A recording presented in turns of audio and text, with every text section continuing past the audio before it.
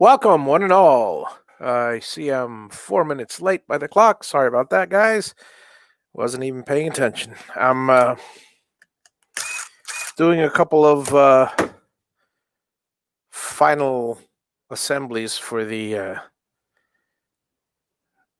for a couple of Javi boxes here. So, oh man, I am. Dave, if you're still listening out there, I never got my nap today. So, needless to say, I'm a little on the exhausted side. But we all do what we can. Let's see here. Okay. Hey, YouTube, I'm on live.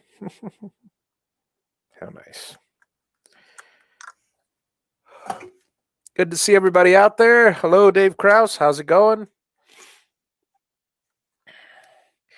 Let's see. This has to be split between two.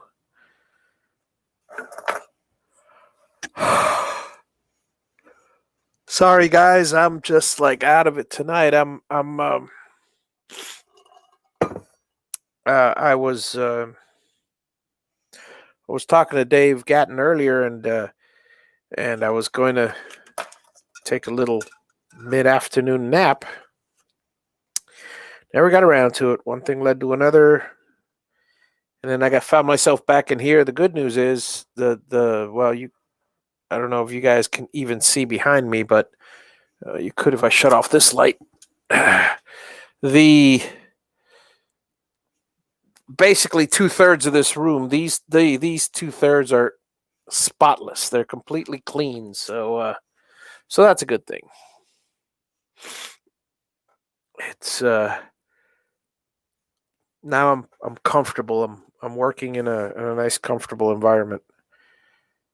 Let's see, where are we? Let's get these motors. Where did I put they're hanging over here. The different wonderful plugs. Yeah, Bobby, I am definitely tired tonight. I am tired, pretty exhausted. Let's see if these are the right ones. I will need a yellow blue. I will need a red. There it is. I will need a green.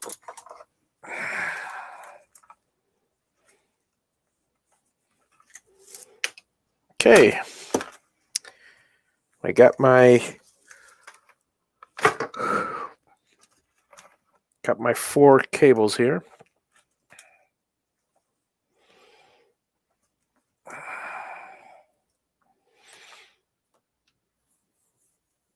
Okay, Dave, looking forward to now that I got to get in practice for my Saturday show, so let's see here.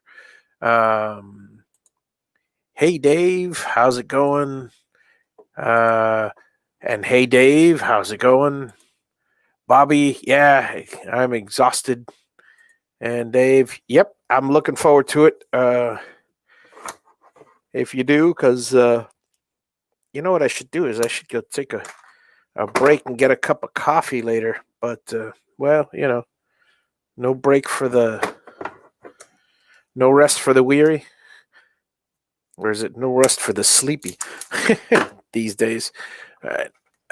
But yeah, I'm a bit on the exhausted side. It's just been a long day, and I was going to take a nap, and I'll share with you, my wife came and said, I'm going to go in the jacuzzi. And I go, well, I can't pass that up. So I went in the jacuzzi. The water's hot. It's Miami. I mean, she loves it that way. Me, I like the water a little colder, but It's very relaxing.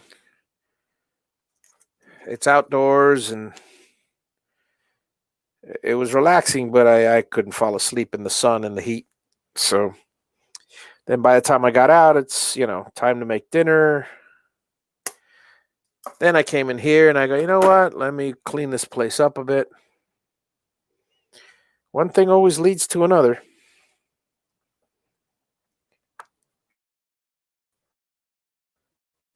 But we all continue. Okay. This is Z Pulse. See, now I'm going to be going a lot slower because I don't want to. These are the connections that you don't want to mess up. When you start connecting these things, these are the ones you don't want to get wrong, because then nothing will work, and then it'll be a pain to try to trace them. This is Z plus. There it is, Z plus.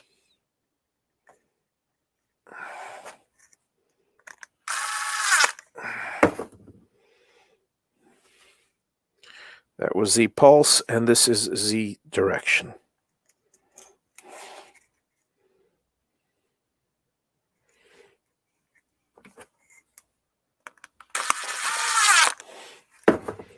Got the Z's connected. Let's do the Y motors.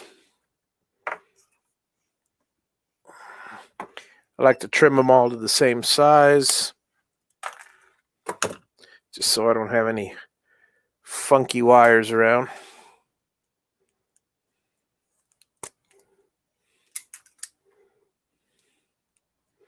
So how's the weather around your guys' locations? Is it, today was just sunny all day today. I wouldn't mind a little rain, little cooling, certainly. I'm not young, and I don't go to the beach anymore like I used to, so rain is fine for me because I'm in the house and I prefer my air conditioner to be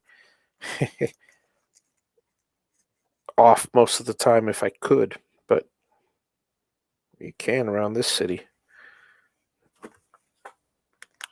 Even in the rain, it'll be too hot to turn off the AC. But the good thing is that it does cut down on the electric bill quite a bit. Does cut down on the electric. What stepper coupler do I use? You mean, okay, the coupler from the stepper driver to the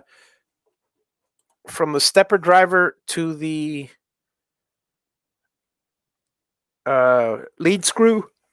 That would be for the Javi boxes. It's a 10 millimeter. I've got 2 units that are 10 millimeter. I got 1 unit that's what is that? I think it's 6 millimeter. And then I have 1 unit that's a quarter. On 2 of those units came with the covers. The other 2, I'm using, both of them are dumpster CNC couplers. They're very well made, and they're good couplers. Whatever you do, don't buy the couplers that have the spring in them. Hey, Tracy, good to see you. Whatever you do, don't buy the couplers that have the spring in them, because those, they tend to just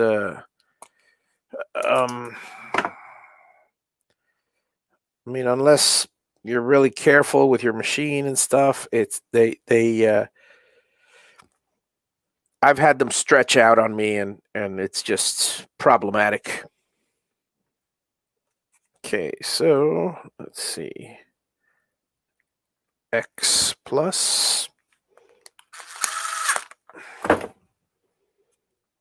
X pulse,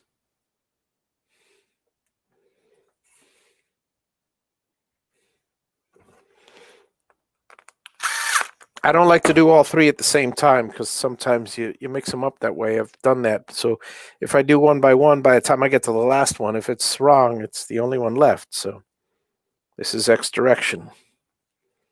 And X direction is the only one left. So there's a fair chance that I haven't made any mistakes, which I rarely do these days, but all right. So now all I need is V plus and V minus.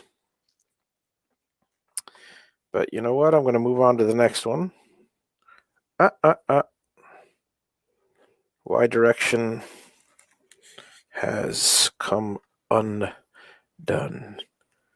We've come undone. Do do do do do do. Couldn't find what we were looking for. Mm-hmm.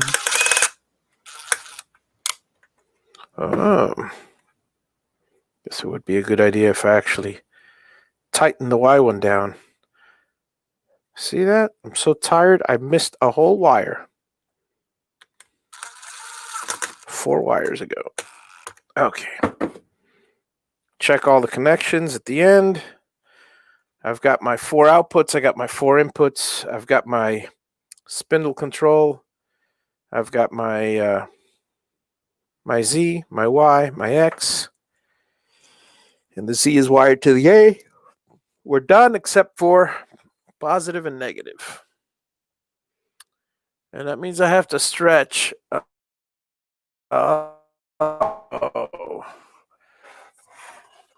It's almost as bad as bending down. I hate stretching.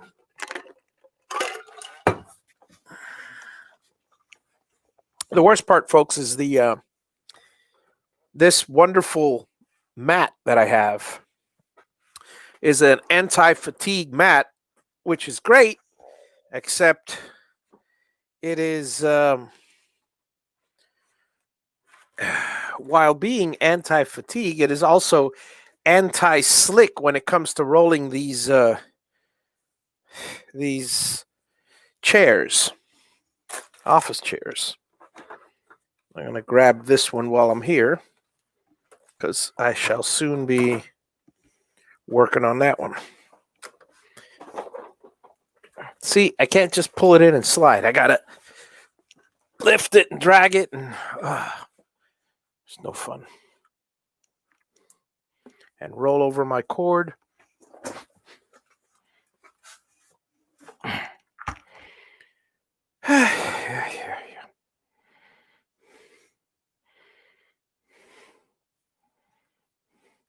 So I hope that answers your question, Dave, as far as what coupler I use.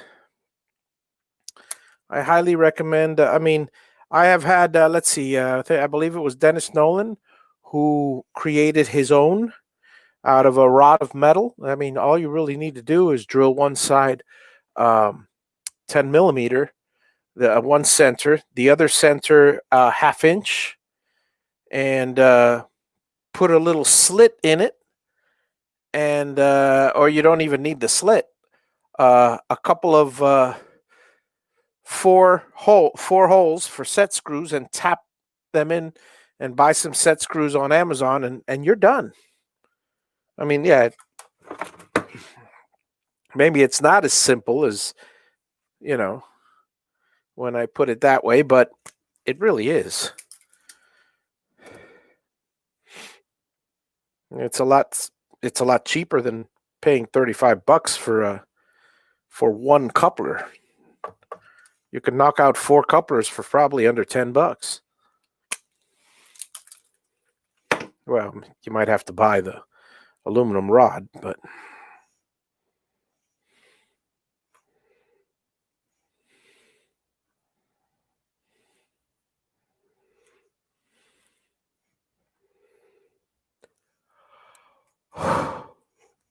whew.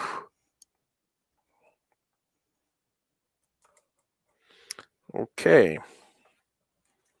Last but not least, V minus and V plus.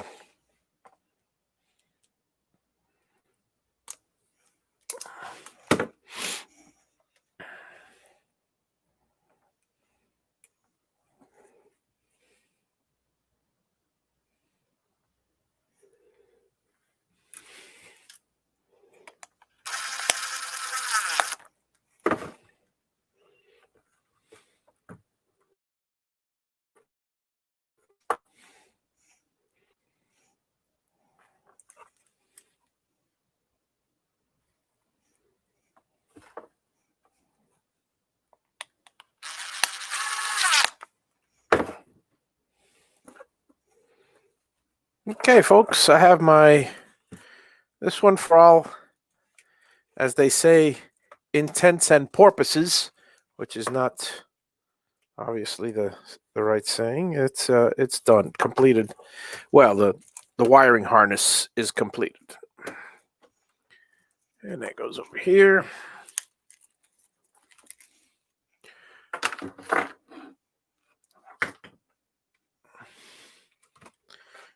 Let's do the next one.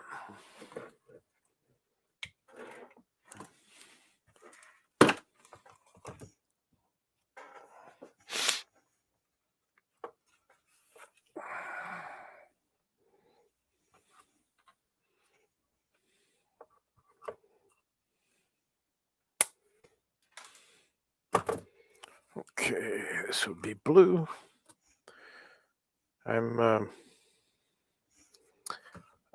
Let's see, get this out of the way so you guys can see at least the what I'm doing here. I'm putting the shrink wrap on the connectors. Blue is for the A. And this, of course, is Y. So, well, not of course, you don't know that.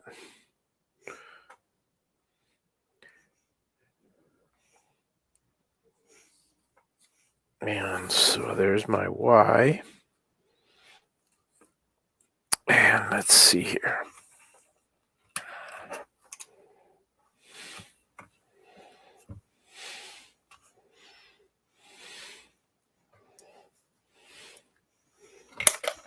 Make them all the same height. This is red. X.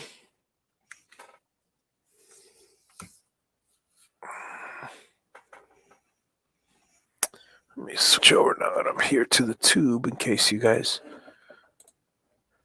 Hey, Paul, how's it going? Good to see you. Okay, so then we got the green finally.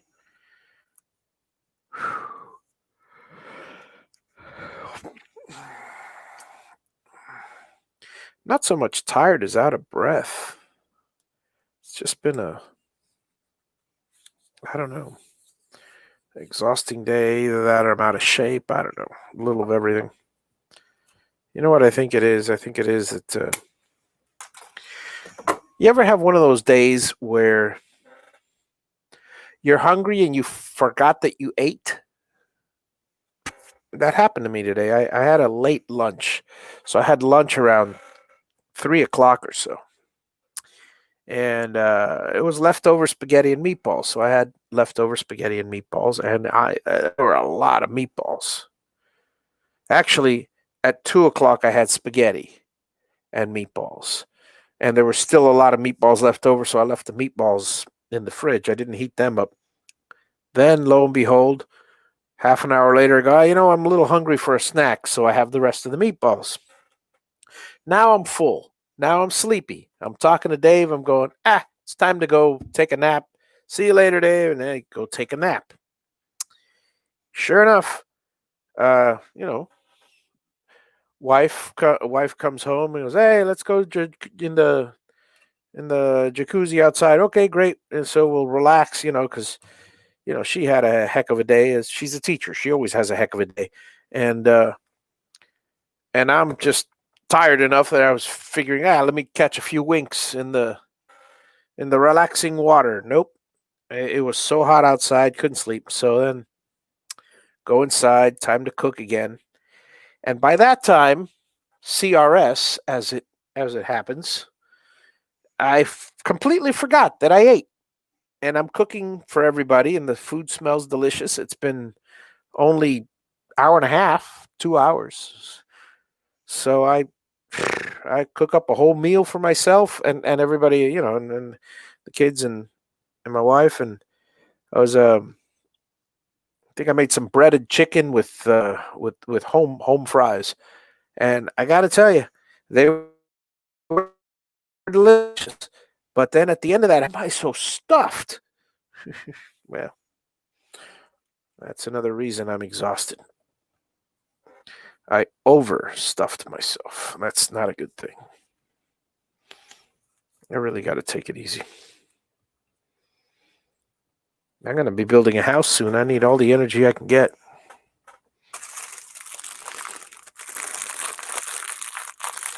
And when I say I'm going to be building a house, it means I am going to be doing it myself. So stay tuned for those videos. Make Room for Javi is going to go from landscaping mode to architecture mode. Okay, let's see what we got here. We got these two.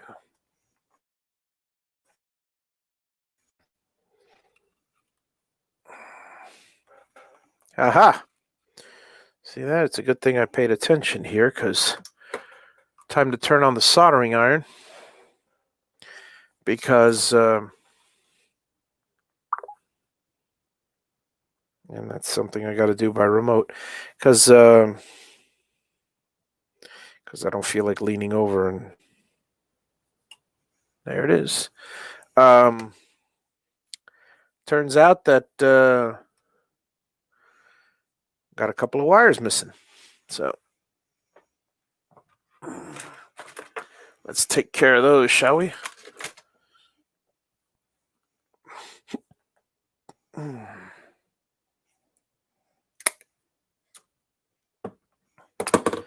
Just when you thought it was a piece of cake.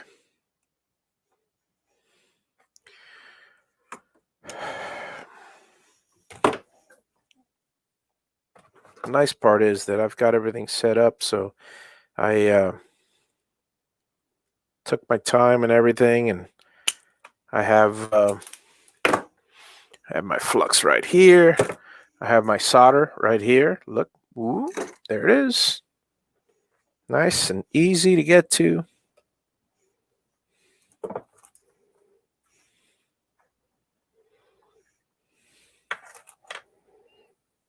So weather around your parts, guys. How was it? Anything to speak of, or just a plain old boring day? I mean, either you guys are extremely tired, or you're all playing on your Xboxes now, and and I get it. I've been there.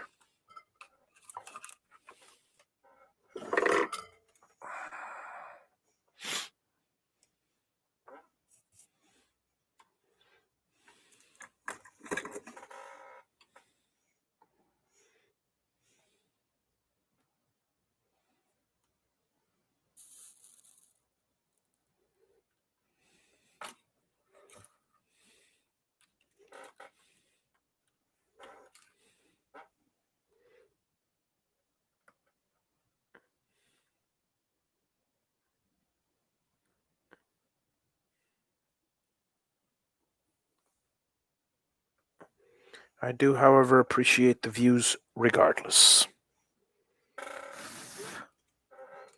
There's one.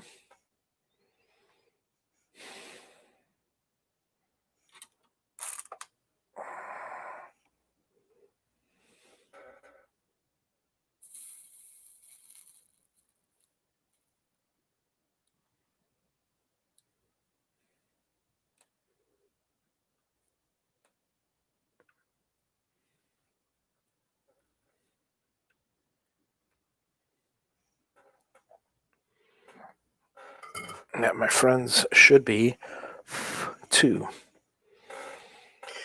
The big question, of course, remains is, are there any shorts?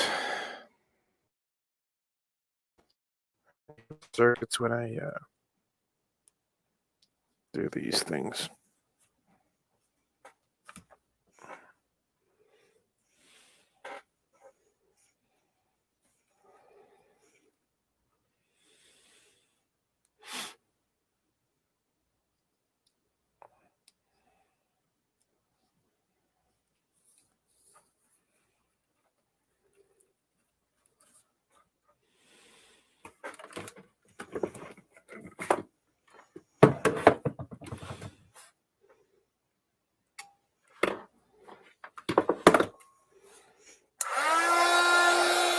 I'll tell you, one of the nice things about the soldering gun that I have is the fact that it heats up so quickly. I mean, within 30 seconds it heats up. So if I feel I'm not going to use it anytime soon, I don't have to leave it on so it'll warm up. Unlike the solder pot, which takes 5 to 10 minutes, possibly more, 15 minutes to heat up.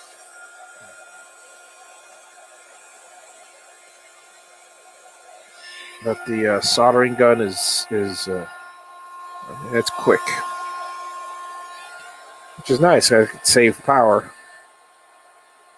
by turning it off when I think I'm not going to use it again.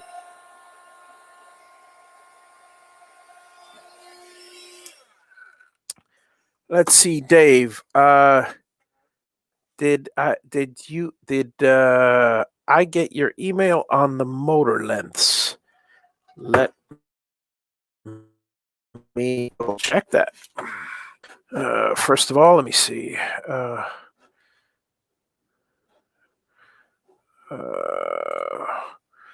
Yep. Good evening, Paul. Let's see. Email on the motor lengths. Let's see what I got. Take a look right now.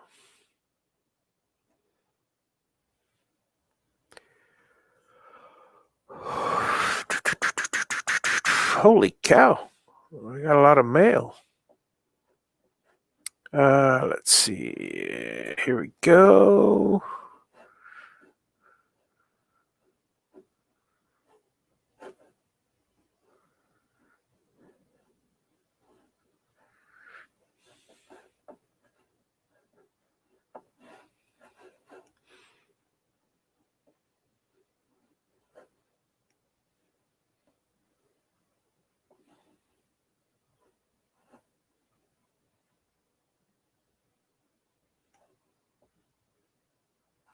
Okay, hang on, let me see.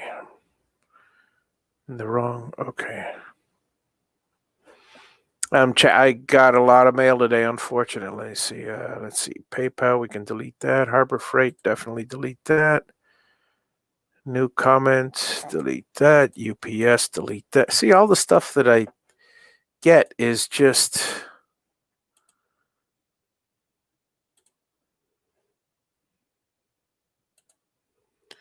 Wow, so much garbage. Delivered.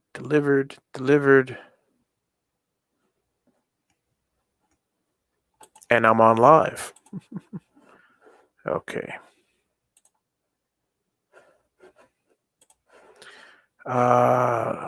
When did you send me the email, David?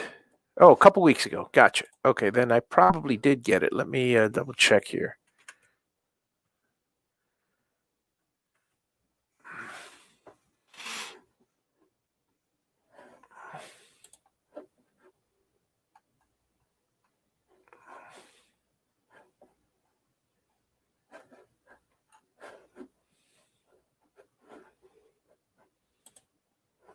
Give me a second because I throw all my email into a bunch of different folders.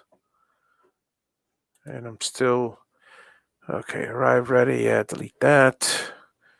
Zoom communications, delete that.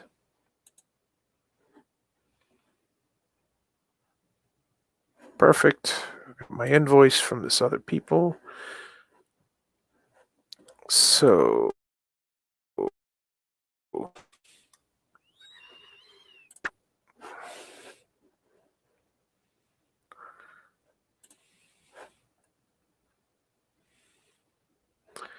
Okay. T. Krause. All right, so...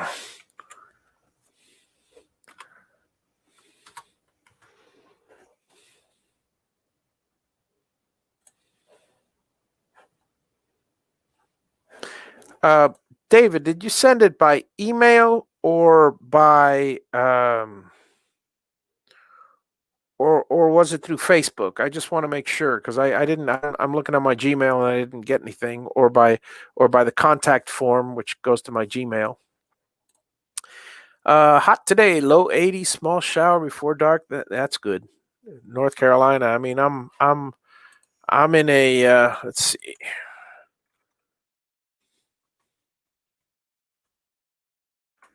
what was my weather today? Today, 86, which was, no, sorry. It's 86 now. It was 88 in the morning, and in the afternoon it was 91. So I've had a hot, exhausting day. How's it going, Chris? How's everything? How's it going, Mako? Let's see.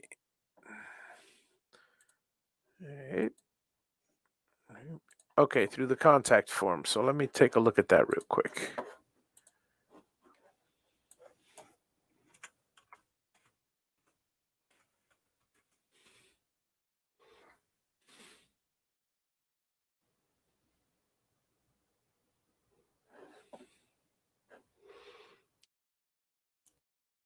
A couple weeks ago, let's see, I got one box. Is it? Okay, it's not that one.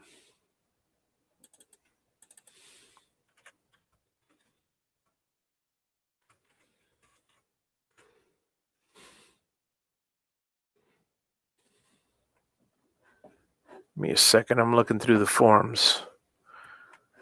And would you happen to have a date by any chance, David? Because I'll be yeah. I am working on actually I'm working on finishing 38 and 39. Soon I shall be working on 40 and 41. Ah, there it is, 41. Okay, well, let me see. It says new order for 41. And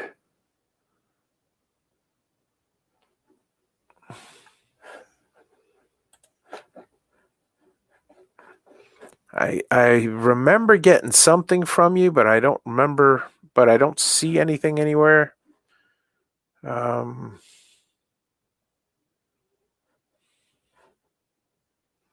searched for Kraus, and the only thing I got was the order. If you can send me that again, I'd appreciate it, and I'll just look at it there. In upstate South Carolina, too. Man, that's got to be, it's got to be hot all over the South. Yeah. Gibbs Cam. Chris, did you ever get Gibbs Cam? No, wrong. Use that every day at work. Alrighty. Let's see. Where was I? Heat shrinking.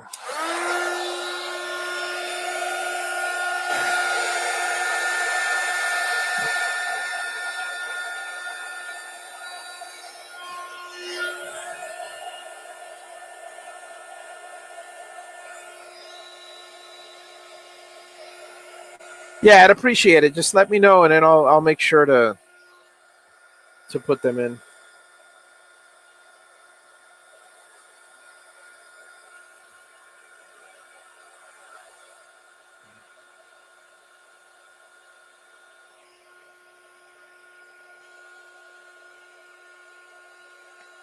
Yeah, recently I took care of 3 orders that were.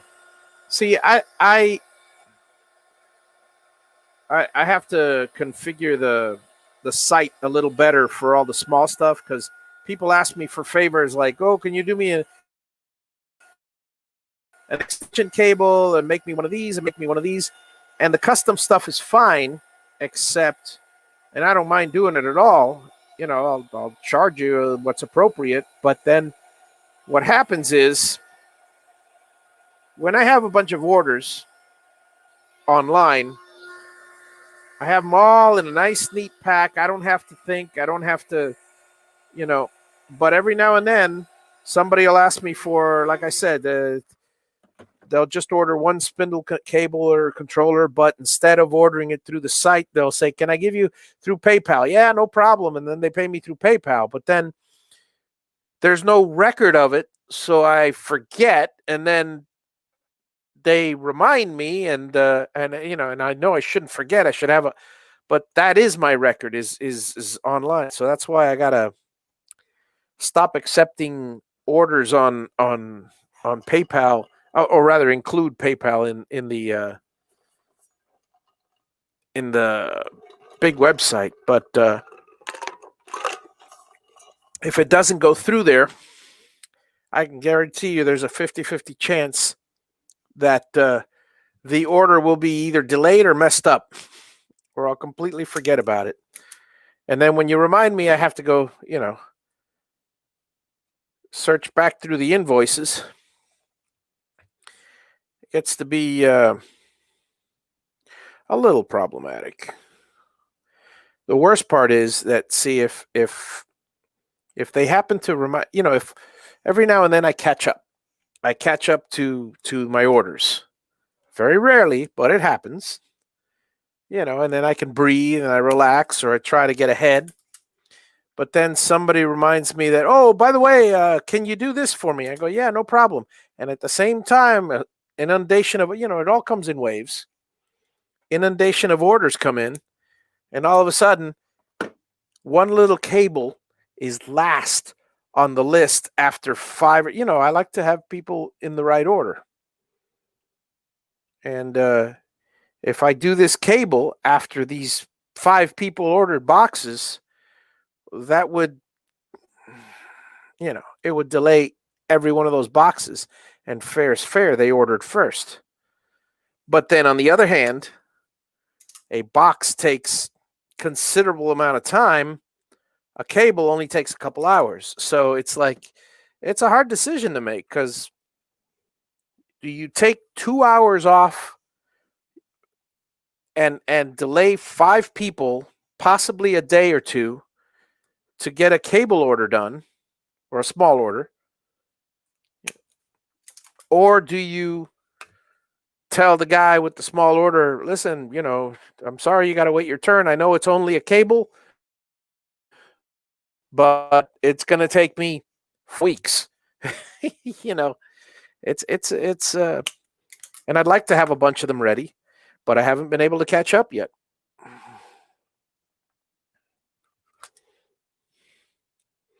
Which I guess is a good thing, but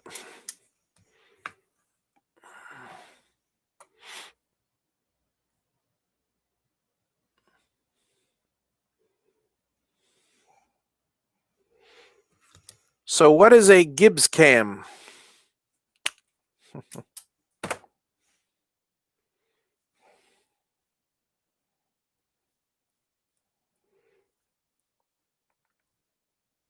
Let's see here. It's going to be another 4 of these.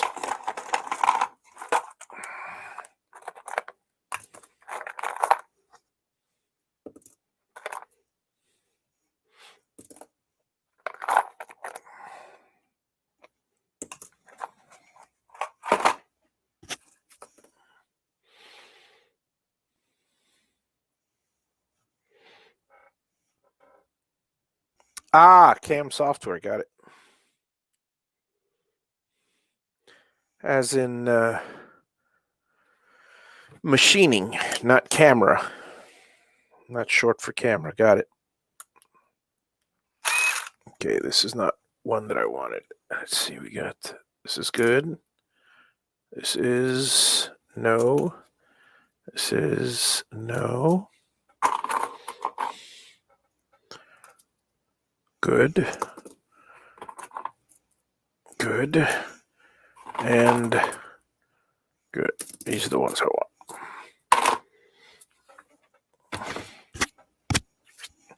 These two get the silver steppers, so they're it's a different setup.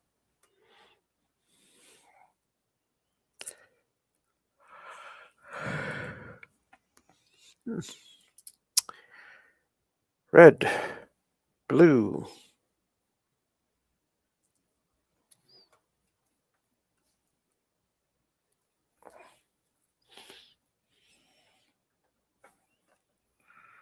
Black and yellow.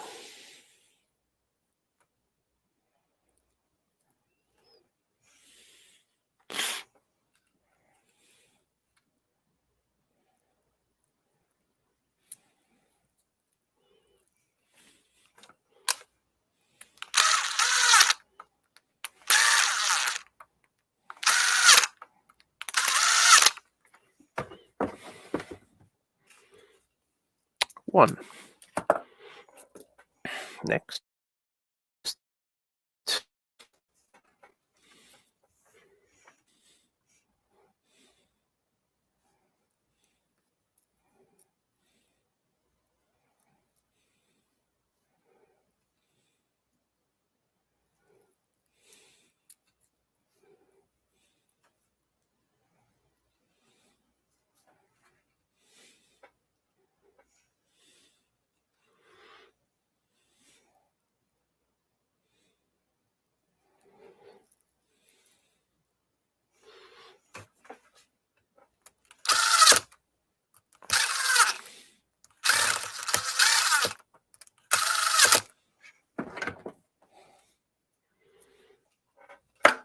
2.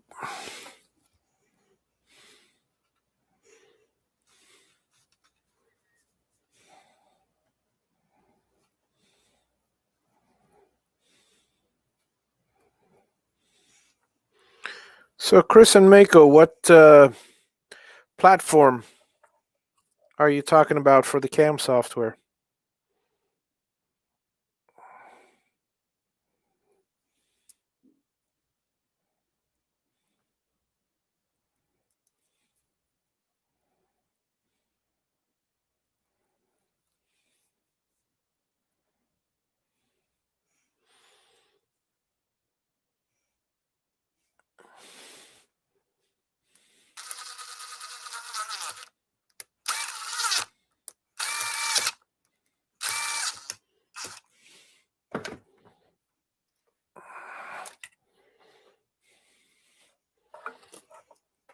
And last but not least, hey,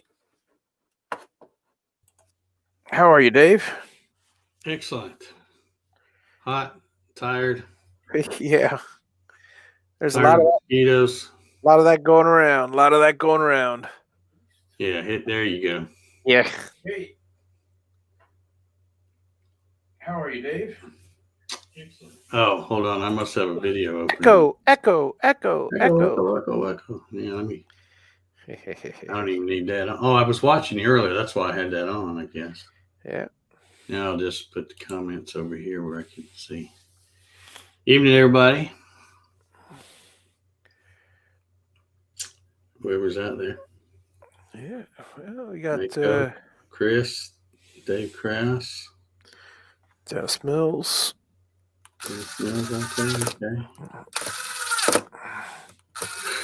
Ooh, man. Yeah, I know the feeling all too well today. Well, you know, I took that nap like I said I was going to, and I got a second wind, so then I got out there and got tired again.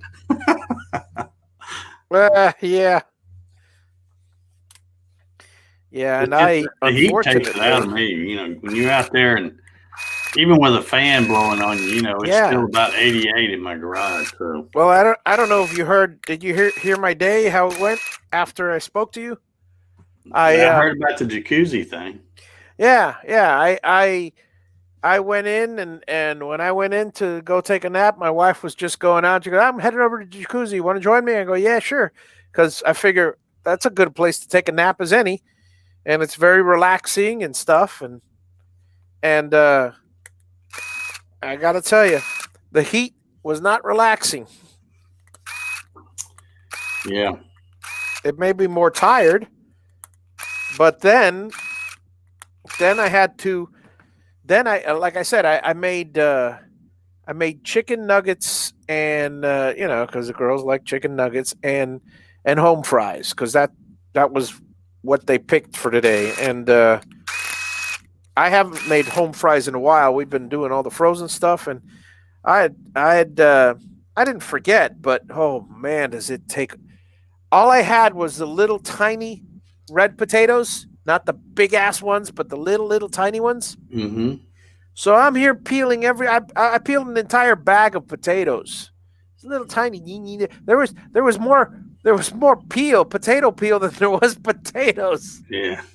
And then I sliced them all nice and thin, and I got finally I got a good amount, but it took like an hour just for the prep work today. And I enjoy that kind of stuff, but I'd enjoy it a lot more if I wasn't so tired. But I can't knock it. I cannot complain whatsoever because my my wife. Okay, why isn't this? Oh, yeah, it helps if I turn it on. Why isn't this beeping? My wife's having a heck of a week because of the. I mean, she's a teacher, and there's all these. Everything's digital, and everything's annoying, and she's teaching a bunch of people, and it's just.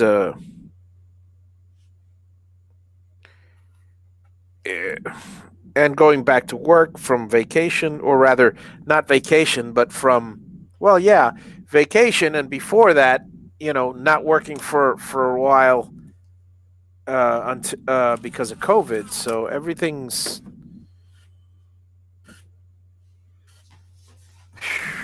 I don't know. I'm glad I do everything that I need to do mostly by phone. Yeah. I don't do it by phone, but I'm a internet guy. Yeah, that works. Most of just about everything is through internet. I'll tell you one thing. I kind of one of the many advantages to this COVID thing, and I'd rather not have it, but one of the many advantages to this COVID thing is like more of the shops now are. Nobody tells you that. Oh no, I'm sorry. We don't take orders by phone. You got to come over. Now it's like everybody. It's the opposite. It's like no. We only take orders by internet or by phone or whatever, which is great because I called up. Had an issue in one of the properties. I had to get a plumber. Normally, I'd do it myself if I was over there, but I won't be there for a while. And a leaky shower and a complaining tenant is. So what happens? I get a hold of a good local plumber, called him up. I was so happy because, see, I have a handyman and he's not answering the phone. And normally he charges me $200 for the call, which is convenient no matter what it is because I don't have to go. That guy goes, he takes care of it, and then aside from the 200, he'll charge me for parts. Well, I called a plumber, and you'd think that a plumber would charge like a ridiculous amount, but they changed the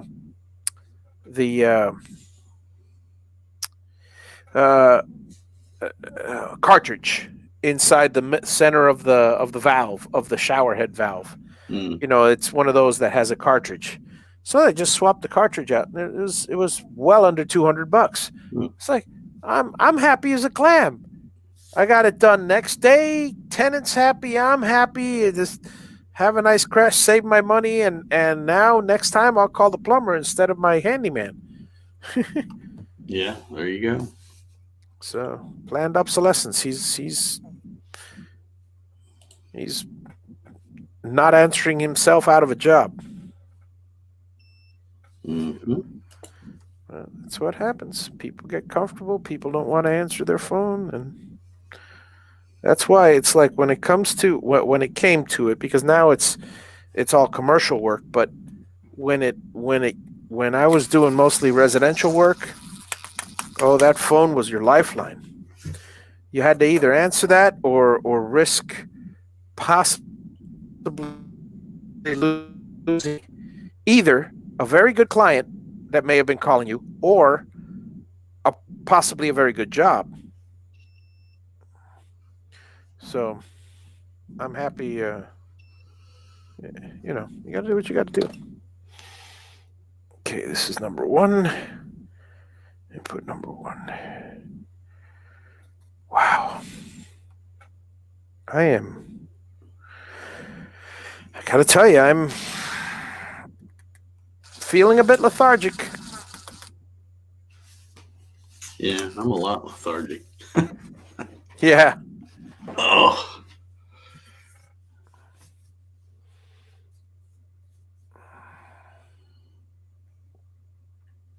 Looks like we have a master cam user out there.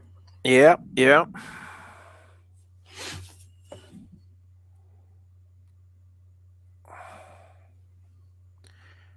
Is that a PC-based product? Yeah. Yeah, because I never got Well, into I guess master it cam. still is. I haven't. Yeah, yeah. I've never really used it because Right. I was never a machinist, but Right. I've worked, with shops where we had a machinist, and that's what he used to program stuff was Mastercam. Gotcha. That's been a long time ago, though. It may be all different now. I don't know, but it was Windows based then.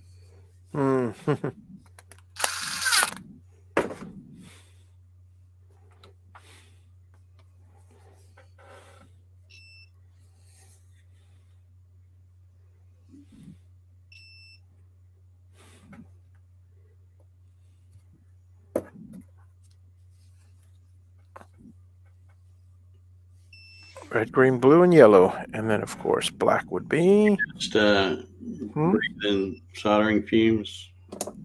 No, the soldering gun's off today. I'm not. I've been planning on making a, and I'll probably have a video on it eventually. But I want to make myself see. I have I have a couple of those. I have a 12-volt power supply, but I also have a 24-volt, which I don't use for any of these things.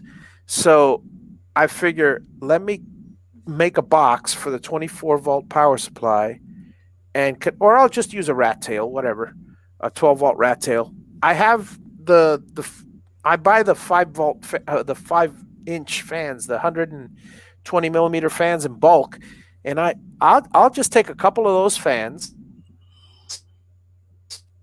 I'll get on the internet and buy in fact, I'll probably do that tonight. I'll get on Amazon and buy a carbon filter.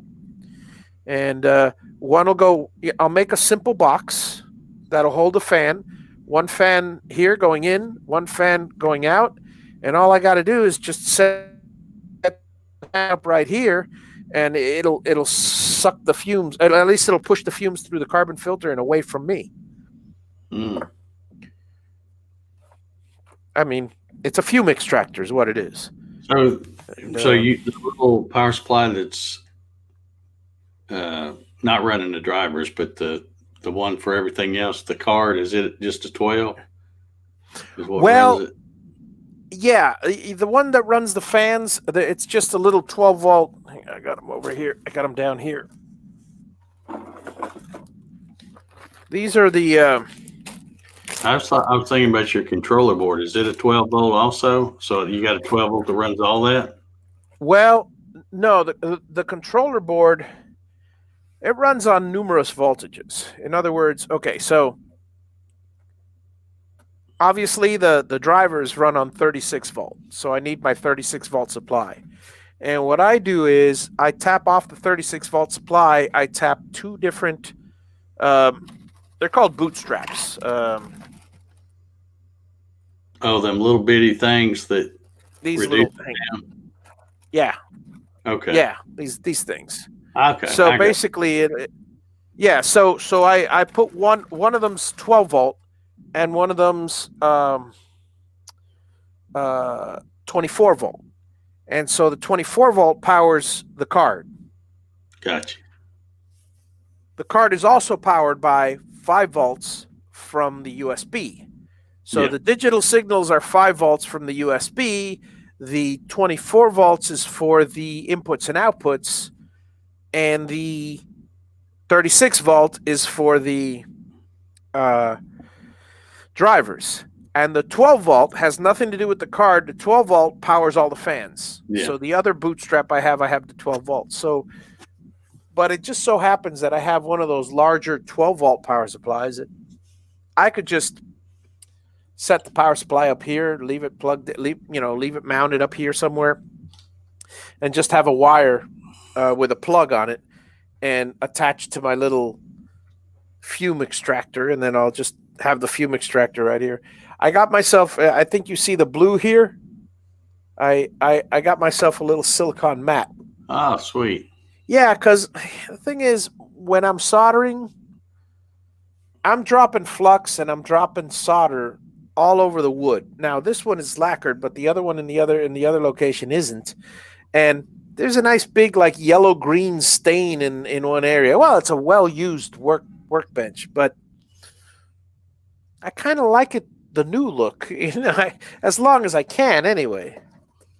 I mean, obviously, it's got to get used sometime, but so I figure your silicone mat, at least for one thing, it'll protect against any kind of burns or anything like that because it'll take solder without a second thought. Blue.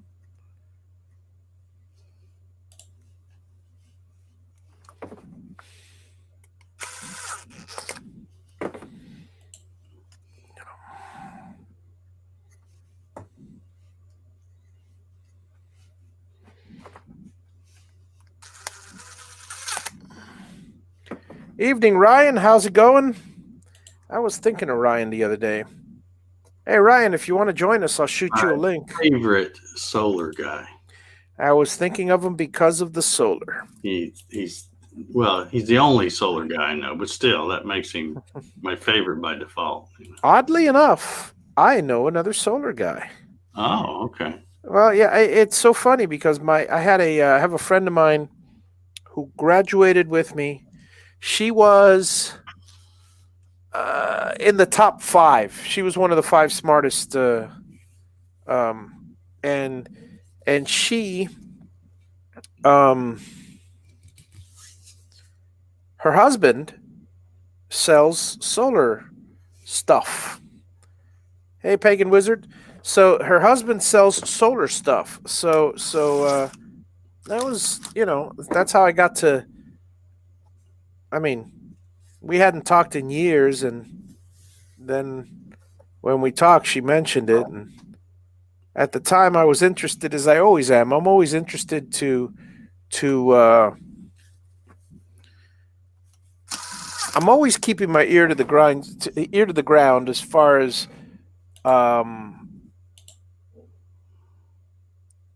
prices for solar. Now, if the prices continue to drop as they do, I probably would have bought one for the home here in Miami. But since I'm moving, it's a whole new situation now.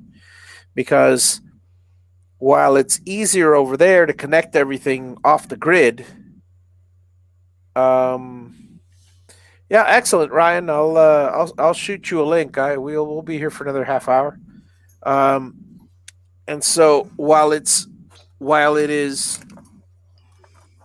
let me send Ryan the link. While it's the shade is what's an issue. I've got so many trees on that property, and being in Central Florida instead of Miami, it doesn't receive anywhere near the amount of sunlight. Let's see here. And Ryan. Boom. And there's Ryan's thing.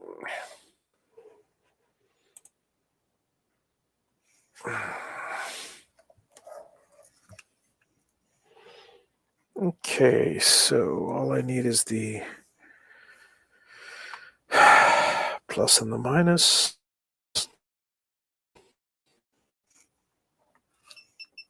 Oh, be quiet. I know you're beeping already.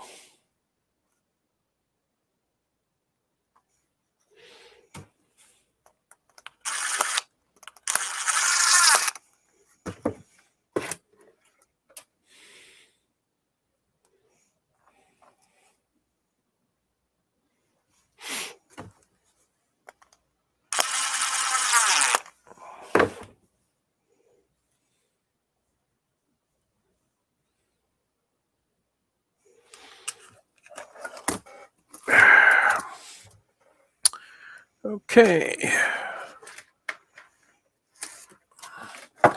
Another green, another red. Another yellow.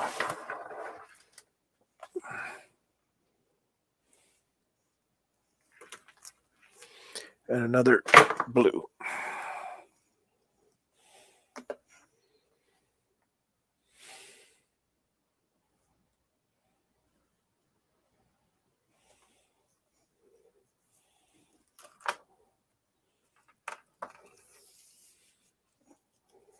Make it easy on myself. Chop them all at the same height.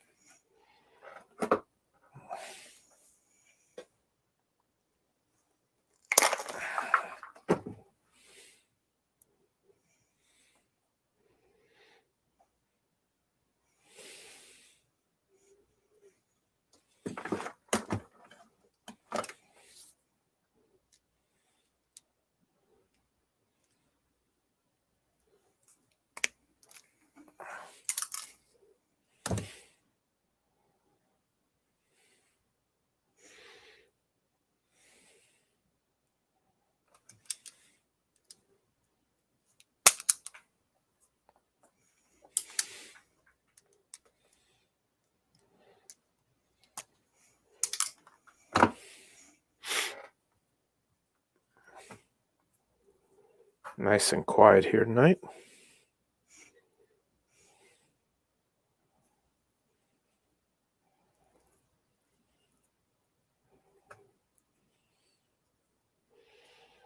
So again, I'll announce, like I do every day this week, this Saturday on the Saturday night show. Unlike the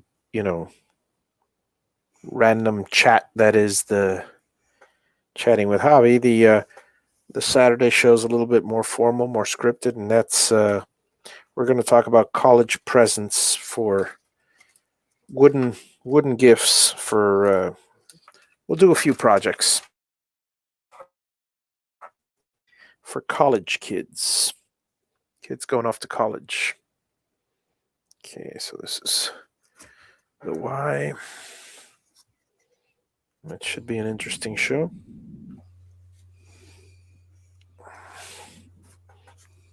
Got an Amazon package? Who, me? Yeah.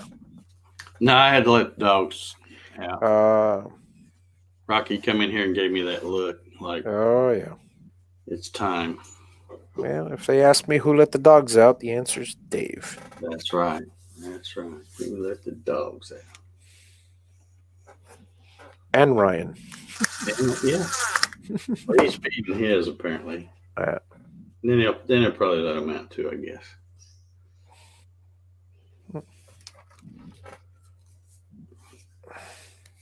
Dang Wizard says, so quiet because we're watching you work your magic. I'm thinking, yeah, I'm tired anymore. Yeah. I'm exhausted, but yeah. What was I going to say? Yeah. So today it was so funny because the one thing about the we got that outdoor hot tub or whatever.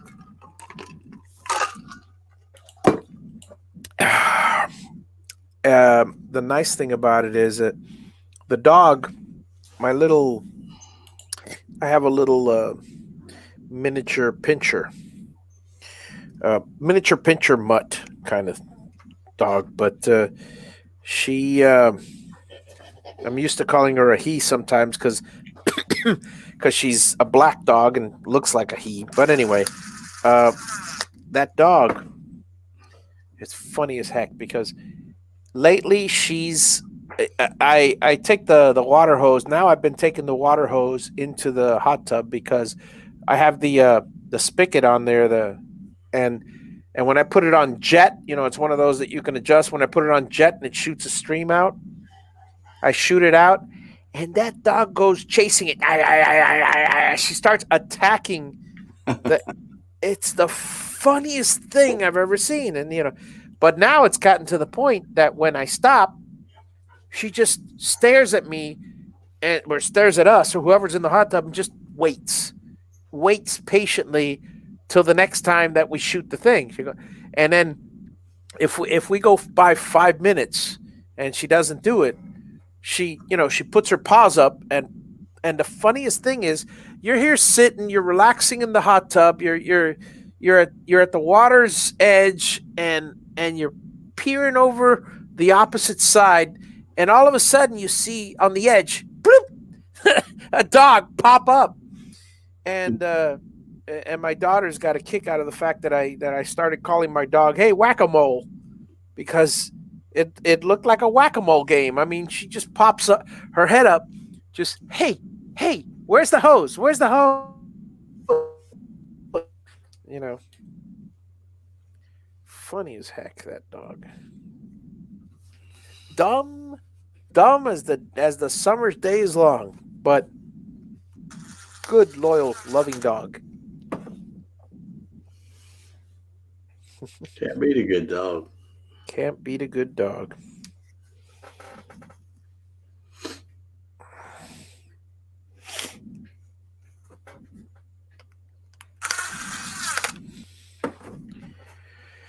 Yep, so last but not least, here we go. The old +5.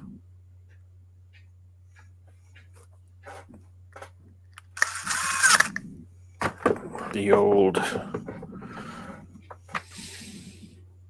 pulse.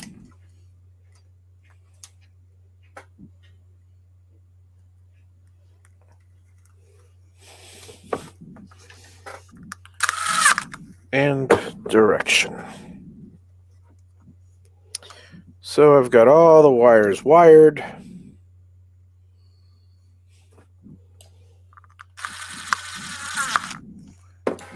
And it's 9/3, yeah.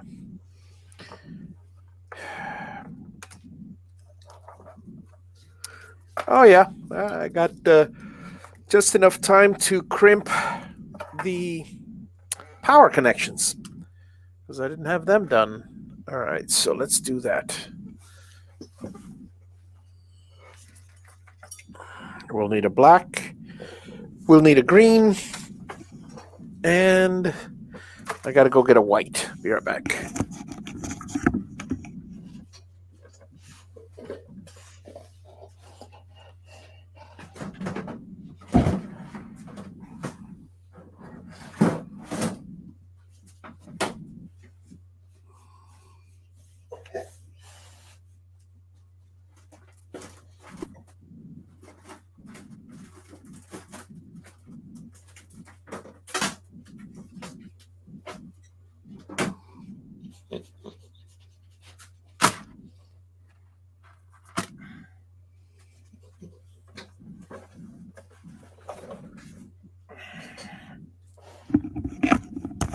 And here's Ryan. Hey, Ryan, how's it going? Hey. There's my favorite Not too bad. How about you guys? Well, can't complain. How are how the solar things going? Everything going well in the I don't know what to call it, solar front? It's weird. There's not a whole lot of new stuff going in up here right now. Right. People are just, you know.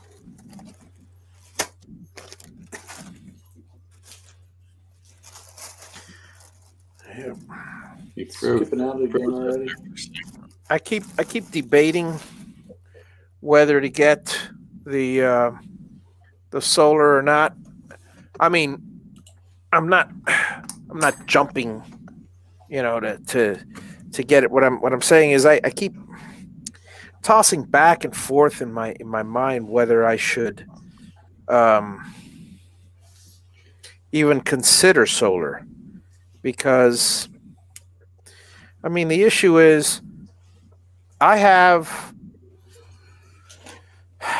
very tall trees all around what I would call a glade. So I have maybe 4, maybe 3 hours of direct sunlight a day where the house would be shining.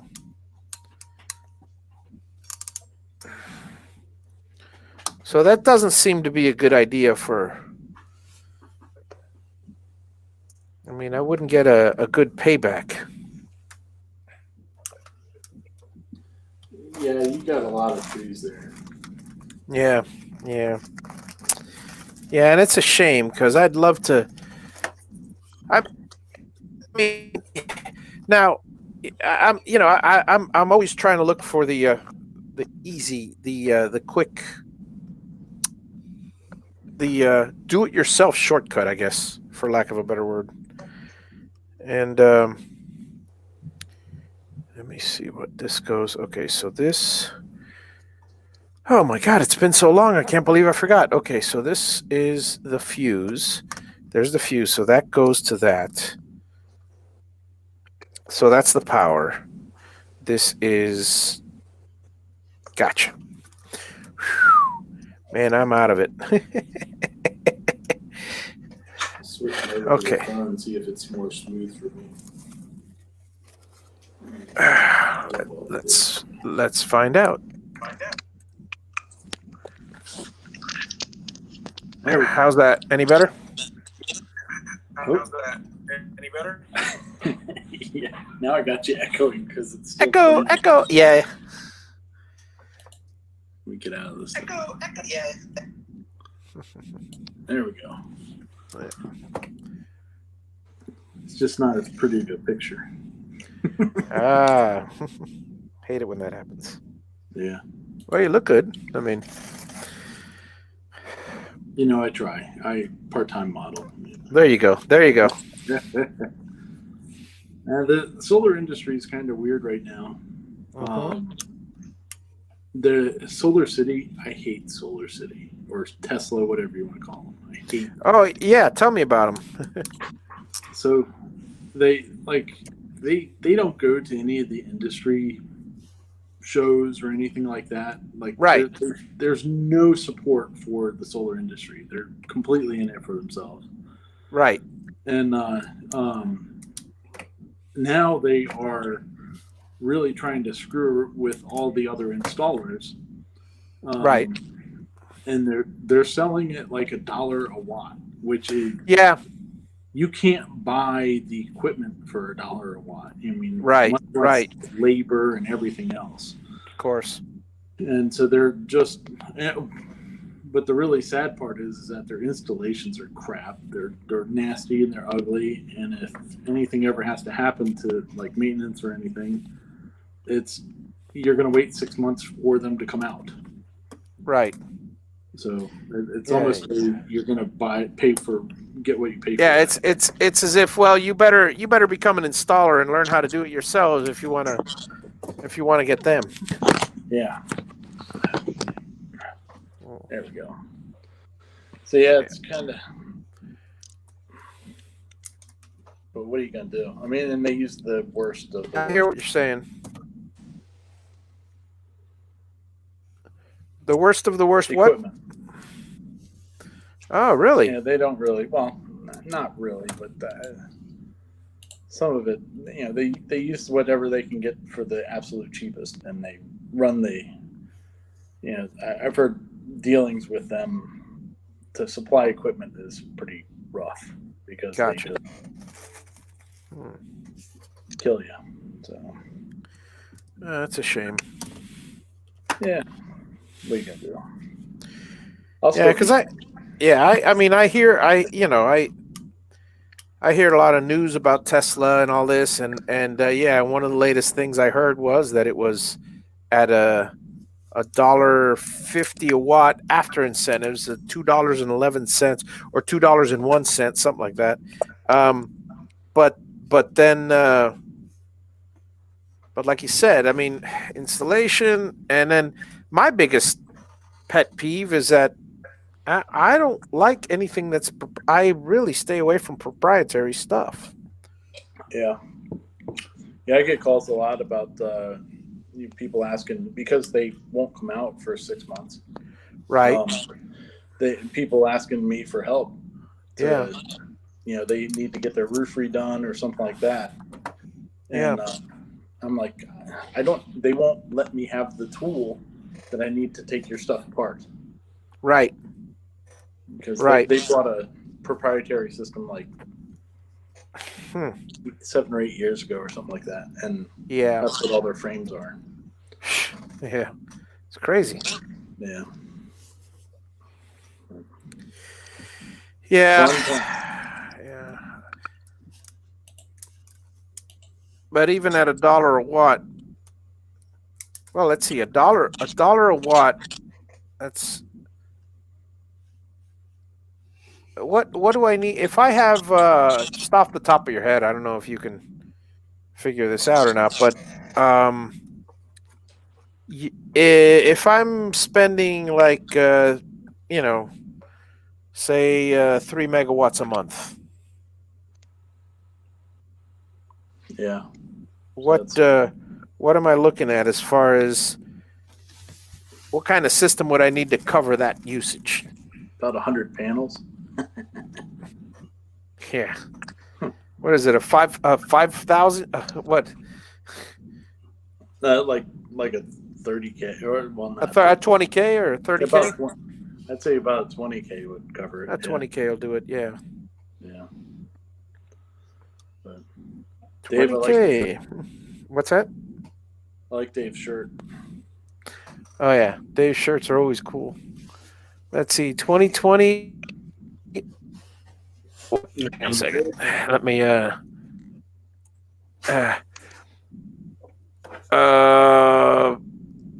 shit. So would not recommend. It only gets 1 star. Yeah, there you go. Love it. Oh, Pagan Wizard can barely hear you, Ryan. I don't know if that was earlier or now. Let's see, 9:14. Oh, that was. It was ago. So. He is still kind of soft, Yeah. Sorry. There you go. That's better. All right. This is probably out of all the crimping things. This is probably this DuPont tool is probably my favorite. I just put the little thing here. Insert the wire. Squeeze, and that thing is double crimped perfectly, and I love it. So did you just recently get a place down in South Carolina? Yeah. Yeah, we got a little 2-bedroom condo. Yeah, sweet. It's like a little less than a mile off of the beach, and we've been down there a lot redoing it because it was a disaster. Oh, okay. So it was like a fixer-upper or something. Yeah. I found out some more stuff about that one. The little community, there's a lot of people that rent them for like seasonal stuff. Some people that just rent them like year-long rentals for like normal apartment type of stuff. And then there's owners that live there. And evidently the unit that we got was a long-term rental. And there was a mom and his son, and her son.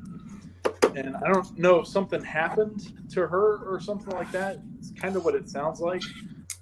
But he was so big that they had to have the paramedics come help get him out of the house. Oh, one of those. Yeah, so he's, which made a lot of sense for some of the stuff that we saw inside. There was parts of it that were never touched and parts of it that were disgusting. Yeah. I mean, it smelled bad when you got inside, and you could tell it was really nice carpet at one point.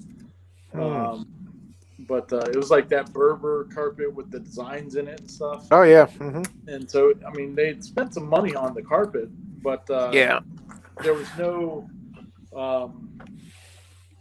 vapor barrier between that and the concrete floor. Oh yeah. So it just trapped all kinds of smells and stuff. It was. It'd knock you over when the first time we walked into it. But yeah, then ripped out all the carpet, of course. Put in new floor. Painted everything. had to hang up some ceiling fans, and this last time we were down there, I ripped out the kitchen and redid the kitchen, and made countertops and all that stuff, which was kind of fun. I've never made a countertop before. Oh, really? Yeah, Huh, that's funny. yeah, it was pretty neat. I would have thought most pretty woodworkers made countertops. Yeah. What did you make it out of? I mean, I did just 2 sheets or 2 thick, 2 3/4 inch sheets of plywood, right? and then I did a Formica covering. And then you did a Formica countertop. Gotcha. Yeah, it was kind of a weird. Originally, it was a weird countertop, and then so we kind of cut it and made cut the countertop area, and made a little breakfast bar, right, and stuff like that. So I've got some pictures of it. I got to put up. My wife took some before and after pictures, and it turned out pretty good. I was pretty happy with it. Nice. There's still some stuff to do, but congrats. Oh, thank you. Yeah, we were very fortunate to be able to get it. So we're hoping to be able to do some renting out of it next year. And, yep. A little Febreze and you'll be fine. Yeah.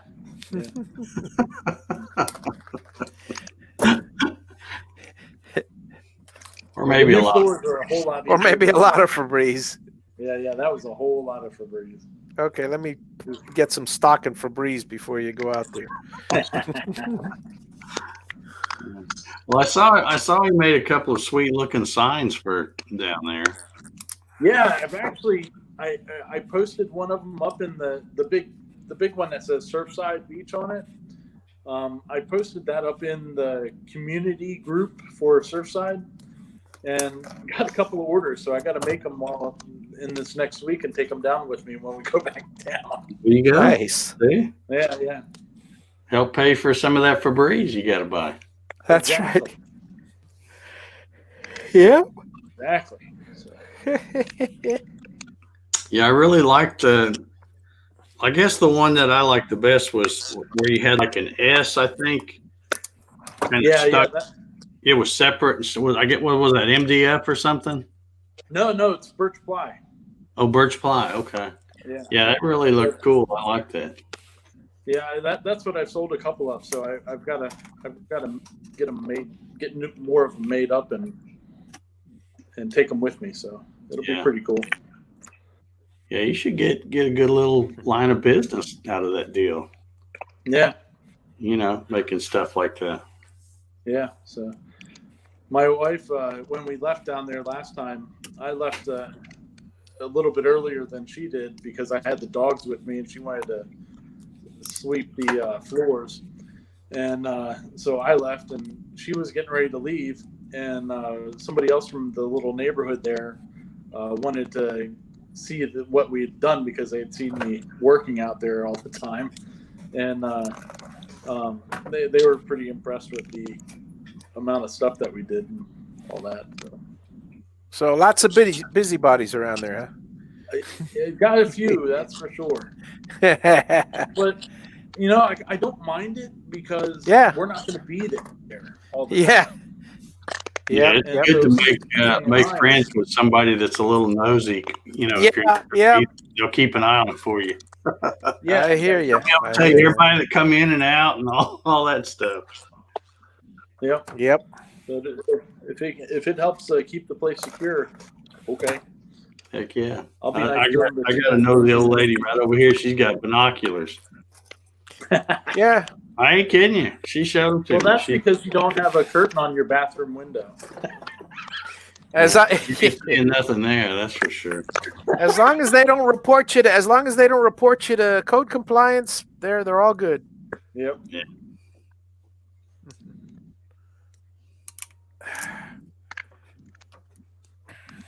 Yeah, so it's I got to do the bathrooms down there next, but then it'll be done and I can actually enjoy it. Yeah. So you're gonna stay up there for a while? I mean, yourself, or you're just going to go straight to rent them? A little bit of whatever. There's somebody actually renting it this coming week. Yeah, like an Airbnb kind of rental, or what? Yeah, or long term. We're renting it out for the week, so it's hey, that pays for September's mortgage payment. Yeah, absolutely. Oh, it sounds like I'm starting to do the Crackle Fest. Oh, you've been at that for a while. Oh, sorry. No worries. It's nice to have people to chat with. I tried to get onto the iPad because it doesn't do it on the iPad, but on the phone it does. But I didn't have a problem. I didn't have a problem hearing you on the iPad. What was the issue with the iPad? It was freezing up. Oh, gotcha. It was freezing up on you. Them crazy I can try Apple. it again. Well, we are trying to get regular internet over here, so it's, hopefully by September we'll actually have a wired internet. That'd be nice. Yeah, we have to deal with that stupid HughesNet now. It's Yeah. Yeah, my issue is over there. They got CenturyLink, and it's so frickin' far away that I get. I don't even. If I'm lucky, I get 10, but most of the time I get 6 to 8 download, and upload is 0.6. And rainy days, good luck.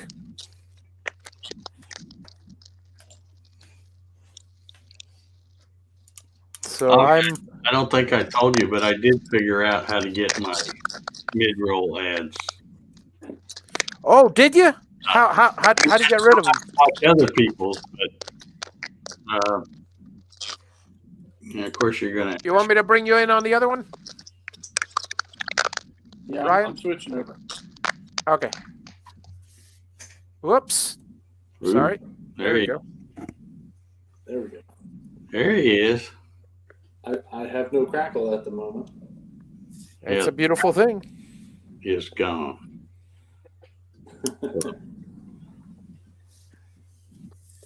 Well, I make snap judgments, and some people have called Dave my dad, so we have snap, crackle, and pop. What? Call me your dad. I don't know. I was trying to make a connection for the joke. It just doesn't work. I'm old enough to be your older brother. That's about it. Yeah, I know. That's about it. Yeah, it's like I still. Kidding him. How old are you, Ryan? I'll be 45 this month. He's a little spring chicken. I'm probably old enough that I could be Ryan's daddy. Yeah. I do have the gray though. Yeah. Well, all this started right when I hit 40. It all just went like overnight, went white. So that's what you got to look forward to, I guess. Well, mine started happening with my son when he and I started conversing. Yeah. Yeah. I blame all mine on my kids. There you go. Every one of them. That's the way to do it.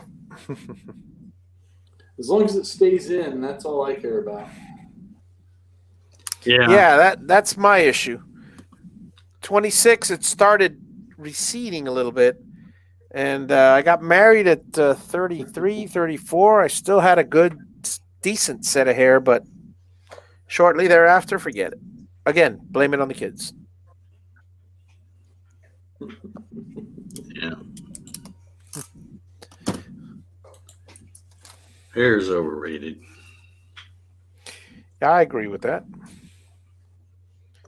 If I thought any different, I'd be wearing a toupee or a wig or something. Production going? Well, it's going slow. I mean, it's going.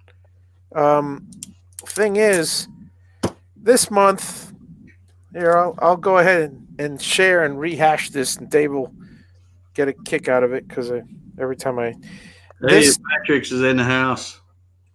hey, Patrick's in the house. So what happened to me last a couple months ago was I had a basically I suspect that I don't know for certain. We're pulling up county records and stuff, but I suspect that a neighbor who shall remain nameless didn't like a the container and the RV that was on the property, so he called code compliance. And now I again, I'll say the disclaimer like I always do. It may not be him. It may just happen to be a coincidence, but you got to go off a county road into what looks like a private driveway, drive down, and then turn in to even get to my area, and then look inside, and good luck finding that stuff. So, you know, it was most likely, there's a 99% chance it was reported, which, I mean, I don't care. Legal is legal, and I follow what's legal, so I get it. I was trying to. I didn't even realize it was not okay to temporarily have an RV on my own property, since I'm going up there 3 days a month to maintain it and get ready for the build. Well, long story short, it accelerated my timeline, which means rather than catch up on a few of the boxes, now I'm spending this time hiring architects and dealing with that whole moving of the RV into storage, et cetera, looking for a campground that has the RV, because now I got to stay at a campground to, I'll still be there all day on the site, and the container will remain in place because that's building materials, and I'm about to get the permit, so nothing changes. Nothing changes. In fact, as soon as I get the permit, the RV goes back on site. But it's because it's all legal, and it's upsetting. It really is. Yeah. And I get it. I get the reasons for the code. I get the reasons for everything. I understand, because I talked to the county, and they told me that there's a line on my deed that says no manufactured homes, and I get it. It's a nice area. You don't want a manufactured home in a nice area.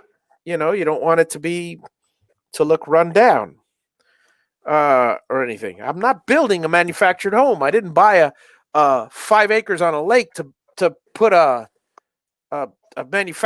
mobile home on it. I bought it to build including the shop. I'm looking at over 7,000 square feet, plus a pool, plus it's upsetting that while I'm trying to do this in my own time, the powers that be have to stick their nose in it and interrupt my timeline. And like I said, I'll work with them. I'm happy to do so. It's just annoying, a nuisance, and it's really bothered me that I had to I had everything planned and stuff. And the one that gets screwed, the one that truly gets screwed, and I'll say it again because I've said it before, is going to be the neighbor. Or actually, he's screwed all the neighbors in the neighborhood, because now, since the accelerated timeline, I was actually, in the next 3 or 4 months, I was going to be planting trees for privacy, and it's going to make the whole place look fantastic and blocked off. Well, guess what? Now he gets to enjoy for the next 2 years the bomb crater that is a construction site, because I don't have the time and I can't afford the trees, because everything's on a certain schedule. You had to spend it on other stuff. I have to spend it on other stuff. So, he's, and the other thing is that I truly feel sorry, and I feel pity, and I feel sorry for him. I feel hurt because I trusted this person that I assumed and I thought was a good neighbor. And it turns out he wasn't. Well, again, if it is him, but all signs point, as the magic 8 ball says, all signs point yes. Well, the worst part about it is I feel sorry for him in one sense, because he's old. He's not long for this life. And whereas I would have been a giving neighbor. Oh yeah, I'll be happy to mow your lawn. He's got as many acres as I do practically, and I'll be happy to mow your lawn. I'll be happy to do this. I'll be happy to do it. No, now it's you stay on your side of the fence and you keep to yourself. I'll stay on mine. Sorry. I have 4 other neighbors adjacent to my property, all of which I've spoken to. 3 of which, the other one is a rental. I haven't.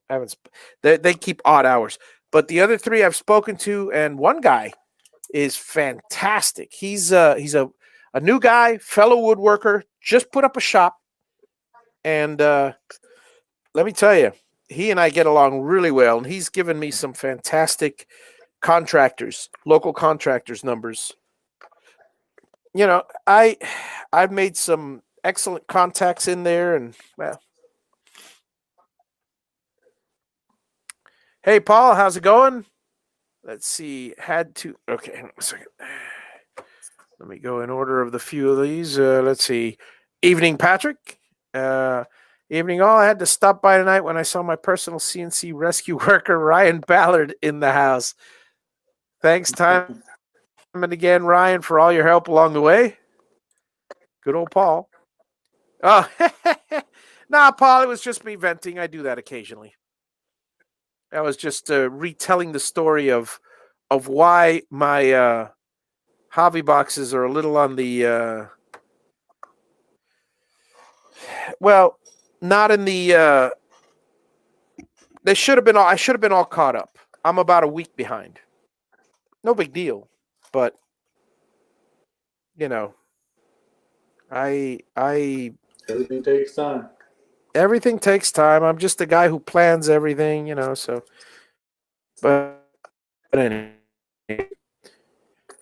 On the other hand, you got to look at the good.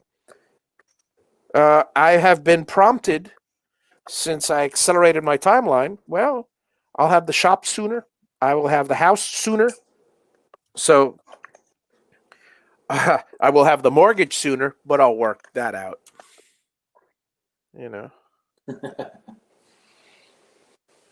I'll have the impact fees sooner. Yeah.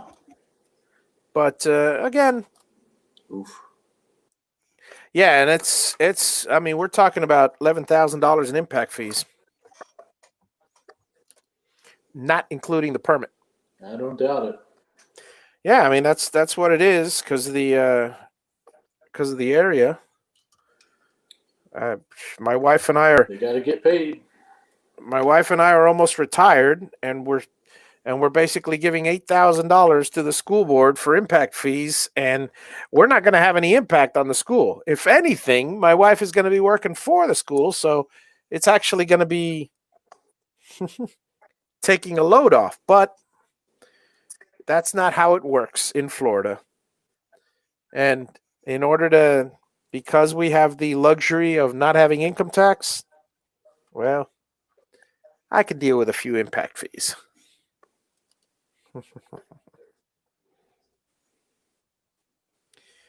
And now I got it's the usual. Now I got a whole bunch of people clamoring to get my business for the construction loan. So yeah, we're letting them fight amongst themselves to see which is to do it though. Oh, it's fantastic. It's fantastic. And one's going, oh no, we can do better than them. We can do okay. Well, prove it. Give me it in writing. Oh no. We don't work that way. Yeah, okay. Well, see you later. And it's like, we've got 2 or 3 that we trust. I mean, with 800 plus credit scores, we're not going to have an issue with and the fact that when we sell the house here, it pays it off. Yeah. Sorry, Spuds. No. You don't want to give us a good rate. Have a nice day. Move on to the next one. This time, I'm sorry to say, I am not at your beck and call. It's funny. You're 18 years old. You're at everybody's beck and call when it comes to credit. You're like, please, Mr. Credit Card Company, Mr. Gas Station, get me a credit card.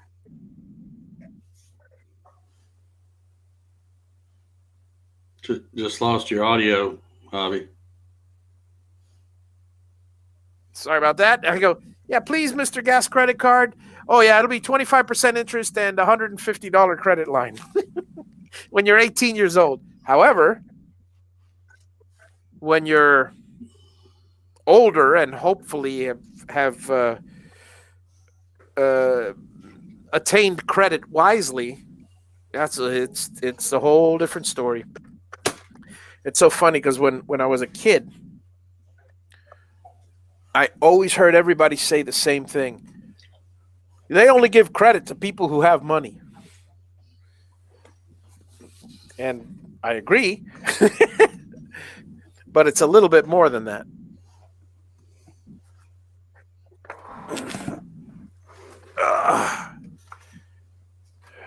Paul's got a question, Javi. You want me to read it? Yeah, go for it. He says, speaking of your production, Javi, are you able to stage? Oh, thank you. You made it bigger. Yep. There you go. Stage out the various steps of your builds, or are you taking them all, having to build each box or 2 at a time as they get ordered? Very good question. And I've mentioned this before, and I'll be happy to mention it again. Yeah, I have.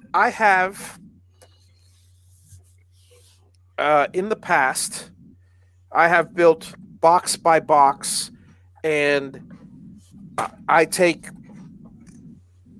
20 hours, sometimes 30, to put one box together, because it's like, for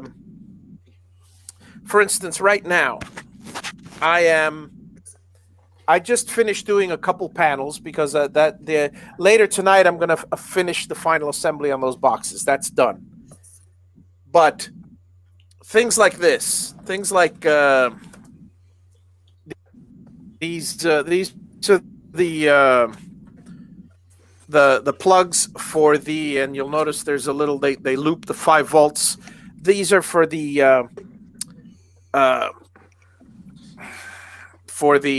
part for the drivers, not A plus, for the pulse and direction.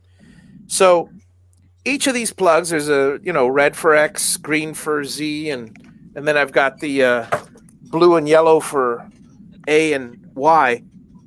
If I were to wire one of those plugs, shoot, my thing's all moving here. If I were to wire one of those plugs and then put it on, and then go to wire another plug, and all this, and do one box, now I have to stop with the screwdriver wiring plugs. Now I'm going on to the next section.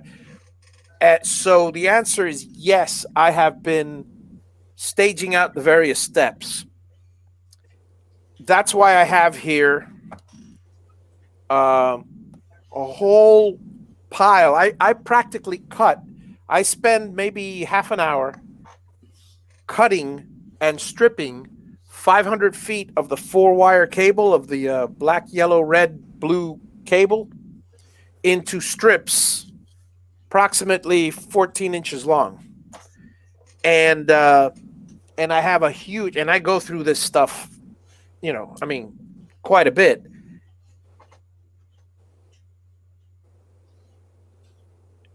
so it's nice to have it all ready. If I had to, yeah, well, you understand. If I had to cut a piece of cable, strip it, and then go and connect the 4 cables, and then go back, which is what I was doing when I was doing one by one. Now what I'm doing is,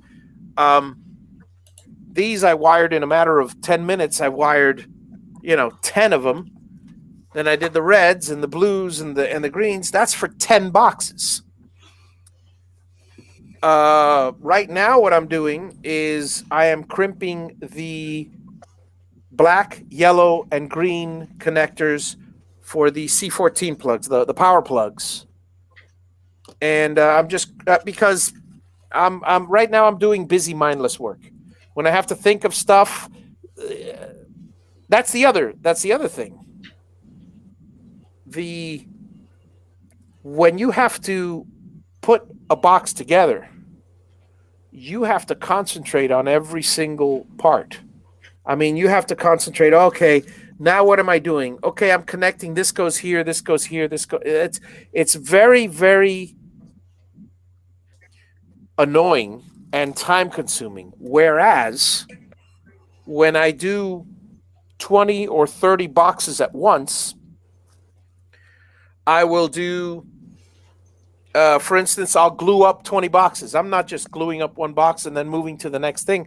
I'm sitting there, and in 1 hour, boop, boop, boop, boop, I glued up 20 boxes. In another hour, I wired up 20 and 20 power supplies for 12 volt and for 24 volt, soldered them all. I wired up, so you don't have to think. You only have to think once. I have to think, okay, how does this power run? Oh, the power runs this wire, and this wire. So now you just make a whole bunch of the wires. You got them all laid out, and then you take the plugs one by one, click, click, click. You don't have to even think, and that's what I've been doing. I mean, when you make enough of these, I've made over 50. So when you make enough of these, or just about over 40, you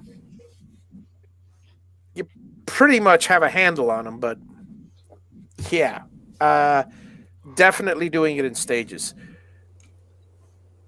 which is why some people will, when I'm caught up, people that order one may just happen to get one if I have an extra or two.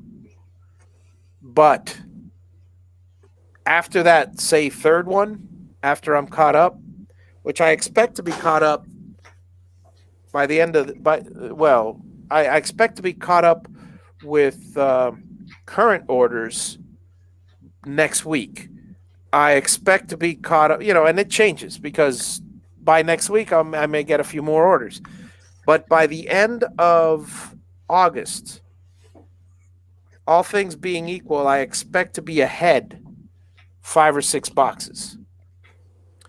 Which means when I get back from my monthly trip, the first 5 or 6 boxes, they'll go out immediately.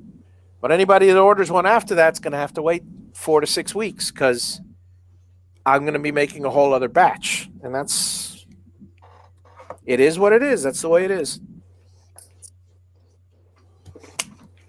I'm not sacrificing my time.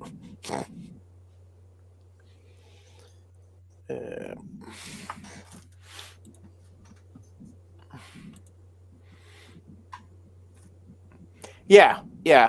There's a certain level of assembly time that I can take advantage of.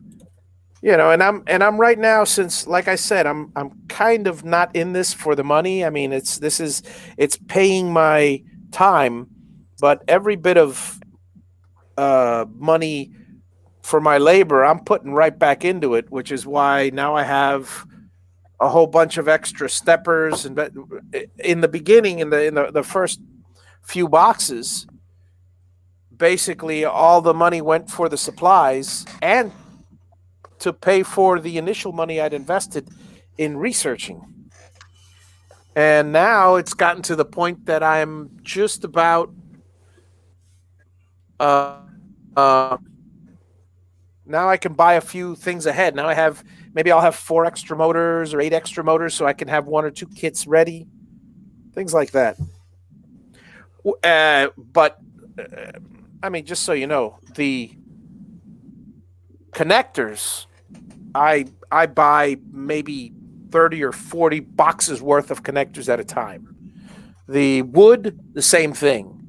The little connect. Now, when it comes to power, the expensive parts, when it comes to the power supply, the stepper drivers, and the motors and stuff, those I only buy like 2 or 3 boxes ahead of time because I want to have all the boxes built and lined up. So I have 20 boxes, and the only thing I got to do is screw down drivers and the plugs. I already bought extra plugs, so all I got to do is plug them in, and I'm done. That's been the plan from the beginning. Never works out that way. Life gets in the way, folks. Life gets in the way.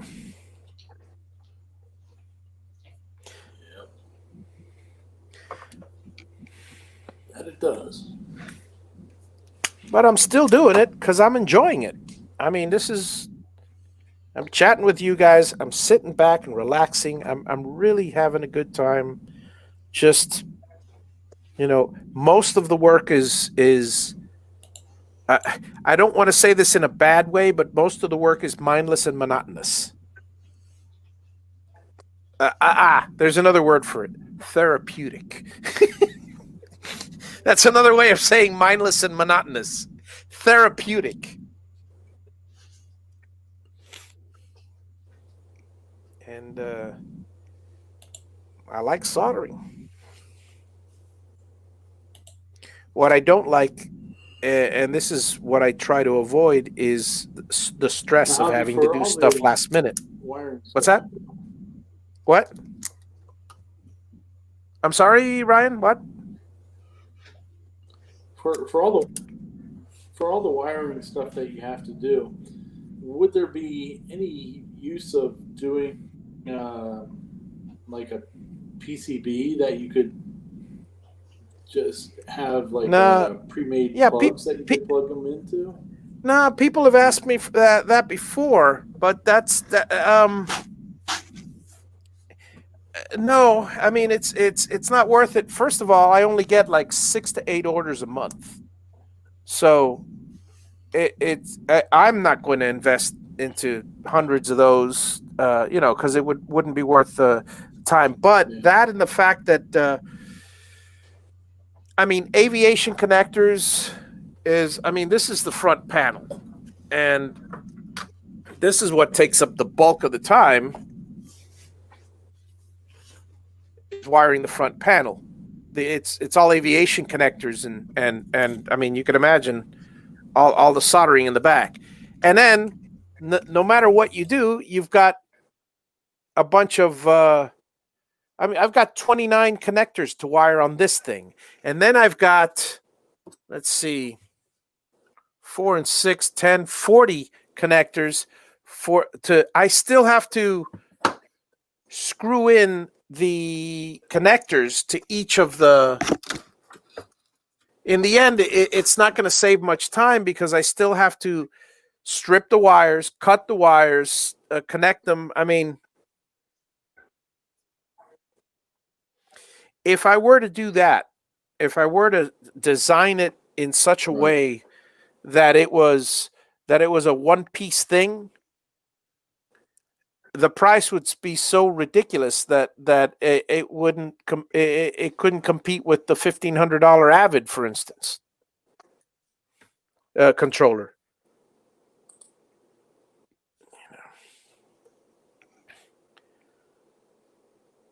And $575 is better than $1,500.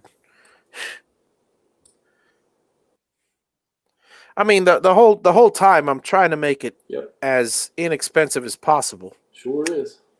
I could make it even cheaper if I volunteered my time, but no. Just plain no. I'm sorry. I love you guys, but I can get as many of these parts as I want. I can't get more time back.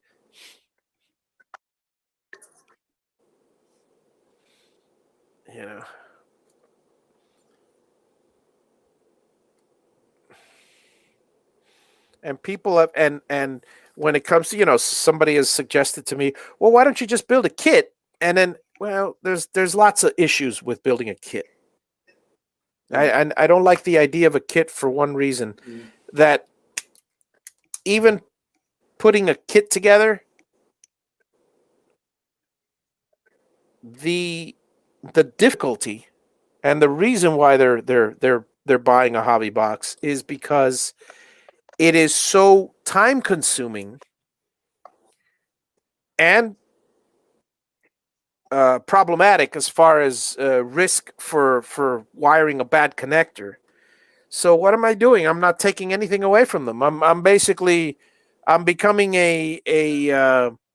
all I'm doing is putting all the parts together for them, and I why are you going to pay me to ship the parts to me put them in a box and then ship the parts to you when you can just buy the parts yourself? Well, yeah, I suppose if it comes in a kit but again, it doesn't take away the time. That's what people are saving. And the aggravation. I don't have that problem. And knowing that it works. And knowing that it's been tested and it works. See, I don't have that issue with the time and aggravation because, again, like as Paul stated, I make a bunch of these at the same time, or a batch at a time. So I save time there. I buy I buy a lot of the products in bulk, so I save money there.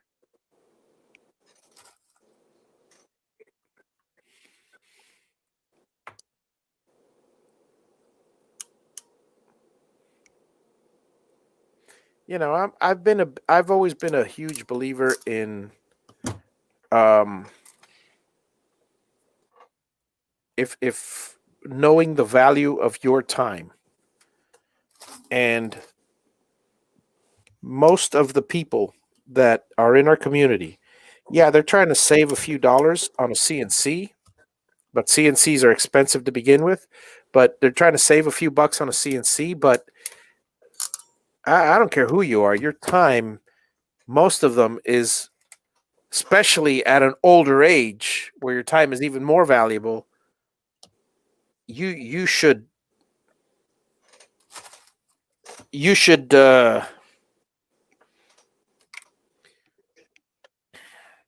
if I had a plumber or a roofer, perfect idea. If I knew a roofer that he was an expert in roofing and he could knock out a roof for me in in 3 days with all the permits and inspections and stuff, and it would take me 3 weeks to do the same thing by myself. What's that worth to me? That's worth quite a bit. How much money can I make in 3 weeks? Personally, I can make a hell of a lot more than a roofer can roofing one roof. So it would be ridiculous to go, oh, I'm going to save money by doing it myself, because you're not. You've just thrown away all the money you could make.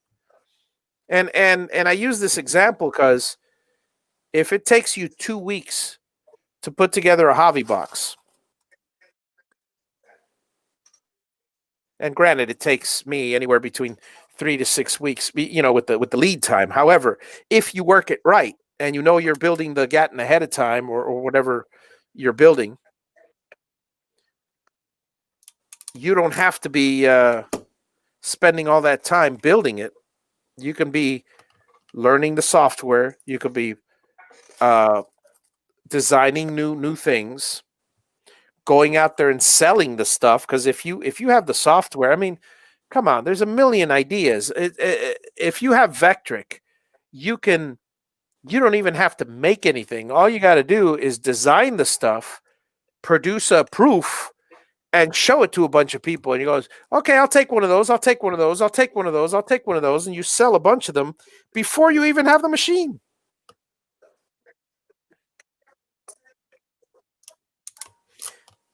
So when you get the machine, you can spend your time building instead of and making money instead of spending 2 weeks.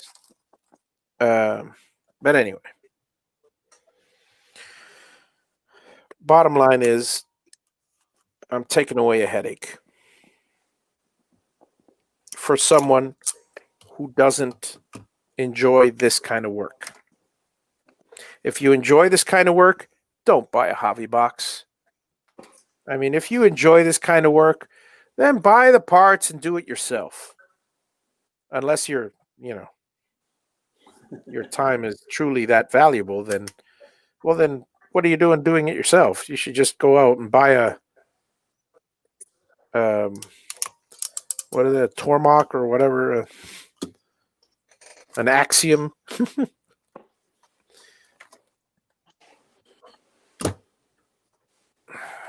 Then we can all be high dollar like Dave. Yeah. Then we can all be high dollars, like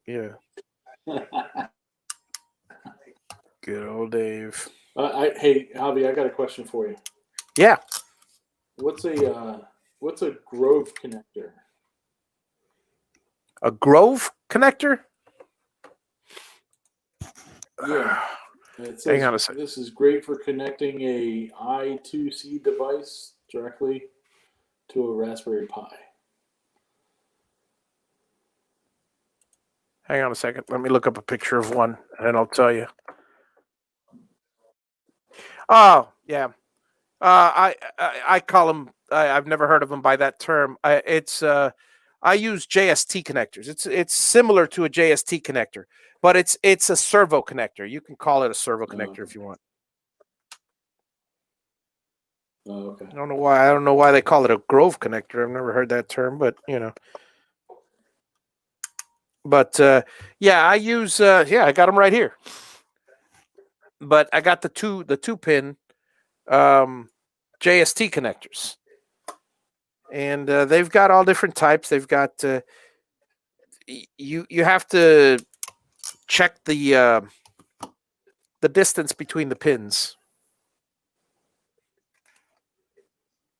So they have what's an I2C device? Do you know what that is? I'll tell you right now.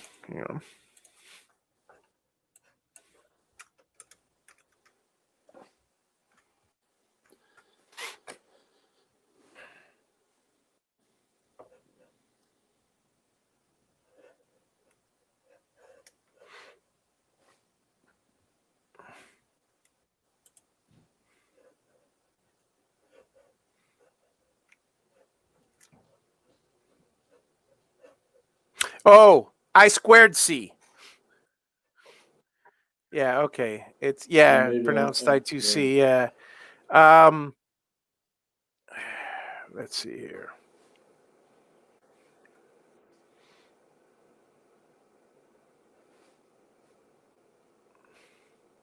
I've used them before, but I've never. Again, these are. I never called them this. They have a serial EEPROM inside, and it's basically.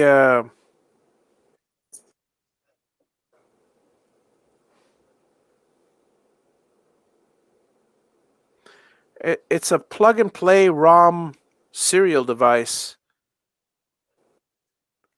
Is what I can make of it. That's what it looks like. Hang on.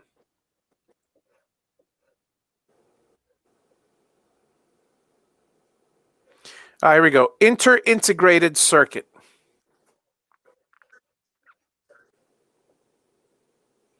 It's widely used for attaching lower speed peripheral ICs to processors and microcontrollers and short distance communication. Why are you looking into that? Oh, I was just looking at the Raspberry Pi CNC board, the newest one. Yeah. And it has a Grove connector for doing that. Oh, for Adafruit, and I mean for the Curious on why. That's okay. Okay, that's that's the new Raspberry, but that's the 4B, right?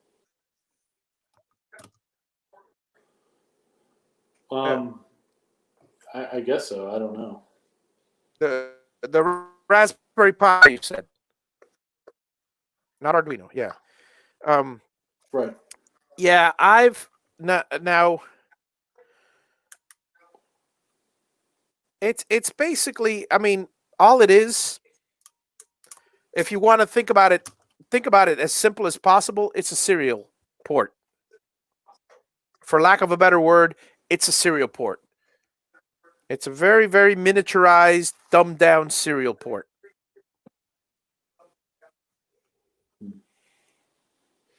So, I mean, because I've used it for in my arcade game. I have one of those, two of those actually. So they connect buttons with them. They connect all type of interfaces with them.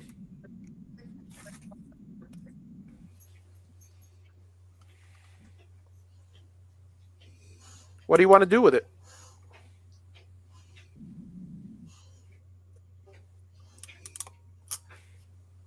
Oh, I was just looking at the newest Raspberry Pi CNC board. Ah.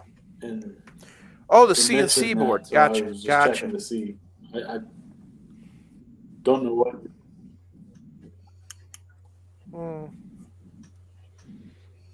Yeah, I mean, I like the idea, I suppose, of the.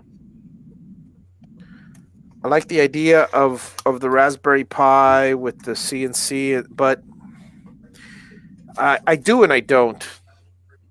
It's cute idea. It's a cute idea, and it's great. And I'd love to integrate everything. I'd love to have a Raspberry Pi in the corner of every. I was actually thinking this week, if I can get a really cheap Arduino or a Raspberry Pi to set up a stepper motor, I can actually have motorized drapes throughout the whole entire house, and something with a little Wi-Fi connector, and be a hell of a lot cheaper than the ones that they sell out there. And but I mean,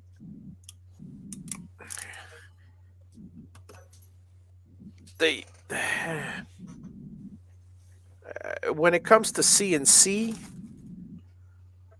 when it comes to do-it-yourself projects, I'm all for going Raspberry Pi. When it comes to inventing something that you can control with software, But when it comes to CNC, I don't know. Maybe I'm just biased, but I just stick with the standard, controller from Mach 3, dedicated, and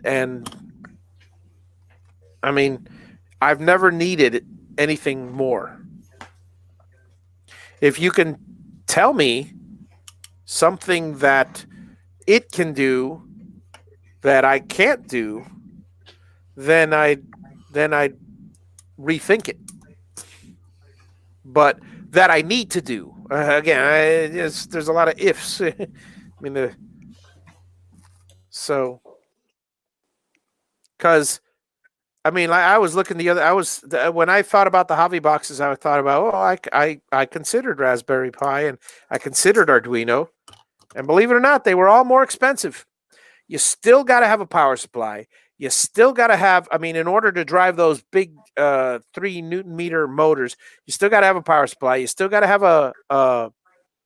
the only thing it replaces is the controller, and the controller's $20, and it's made for it. So you're going to tell me that, huh? For mine, yeah.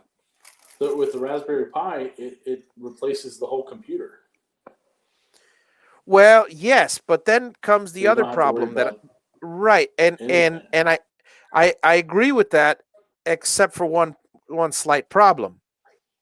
The rest of the world is looking for, and the whole goal of the Javi box and the Gatton CNC is to get something that the average Joe, the average mechanically minded person who doesn't want to deal with anything else, may not even know computers, can simply put together and have working, and that's the thing.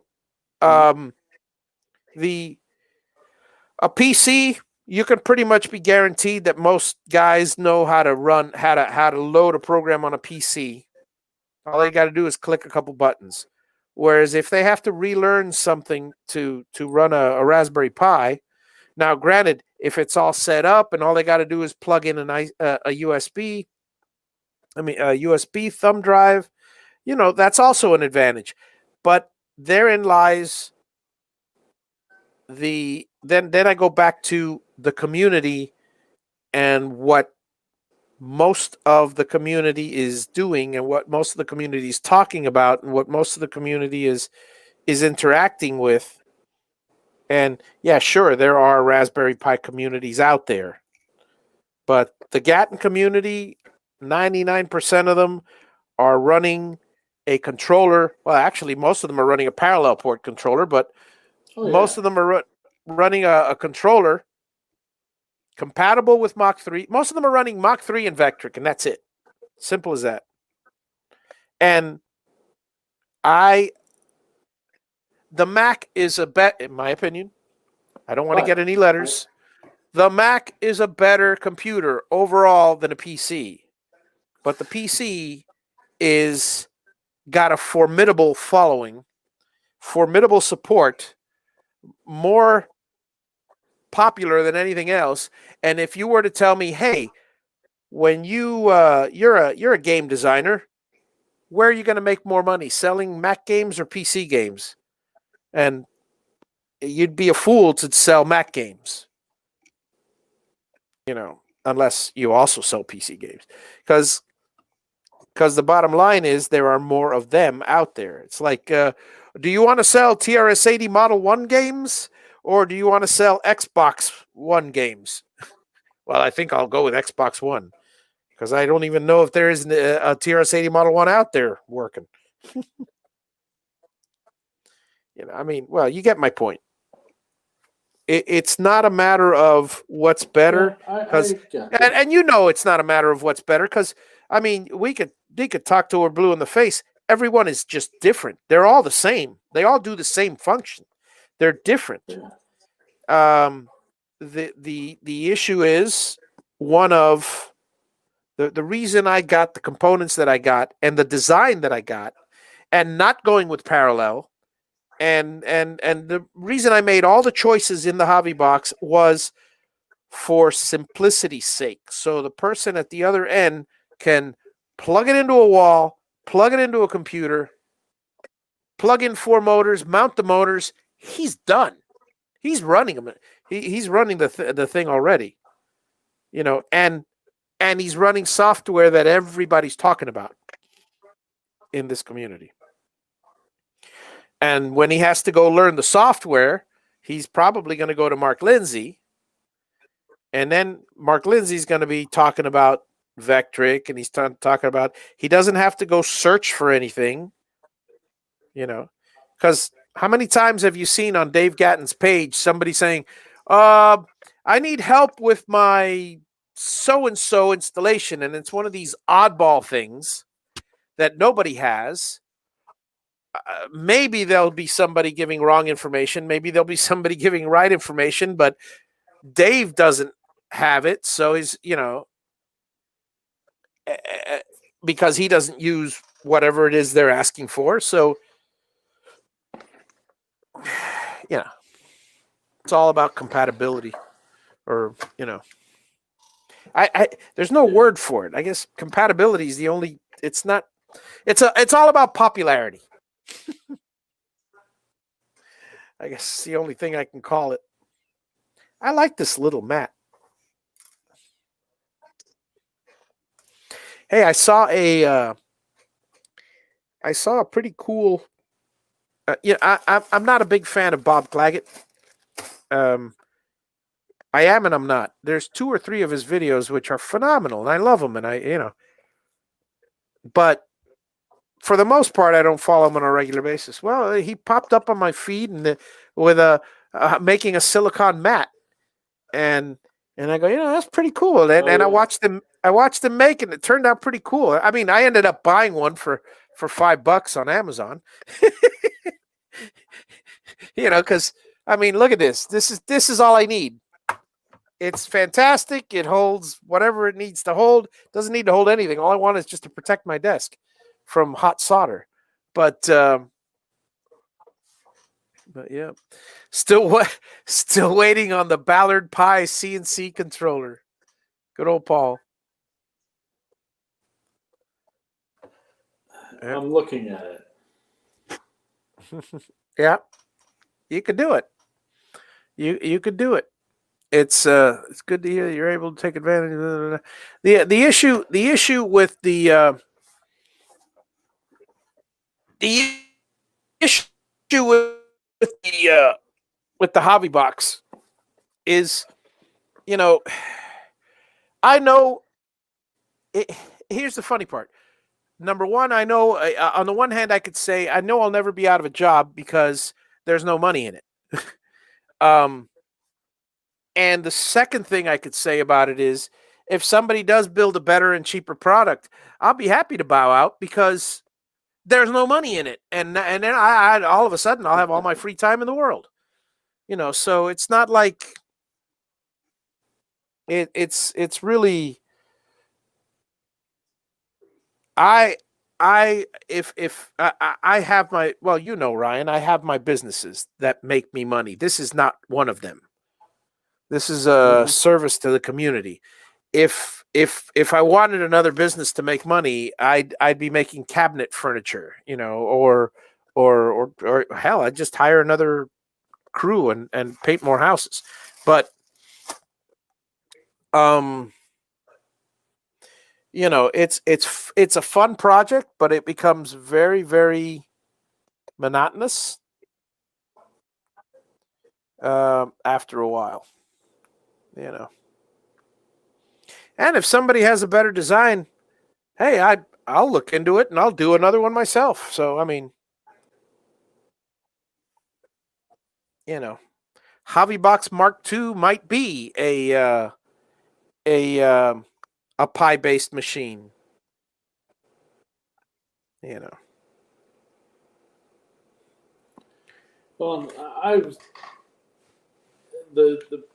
you're right on a lot of parts of the Pi, and that's something that I've ever since I got mine, I've been thinking about how I could do it differently.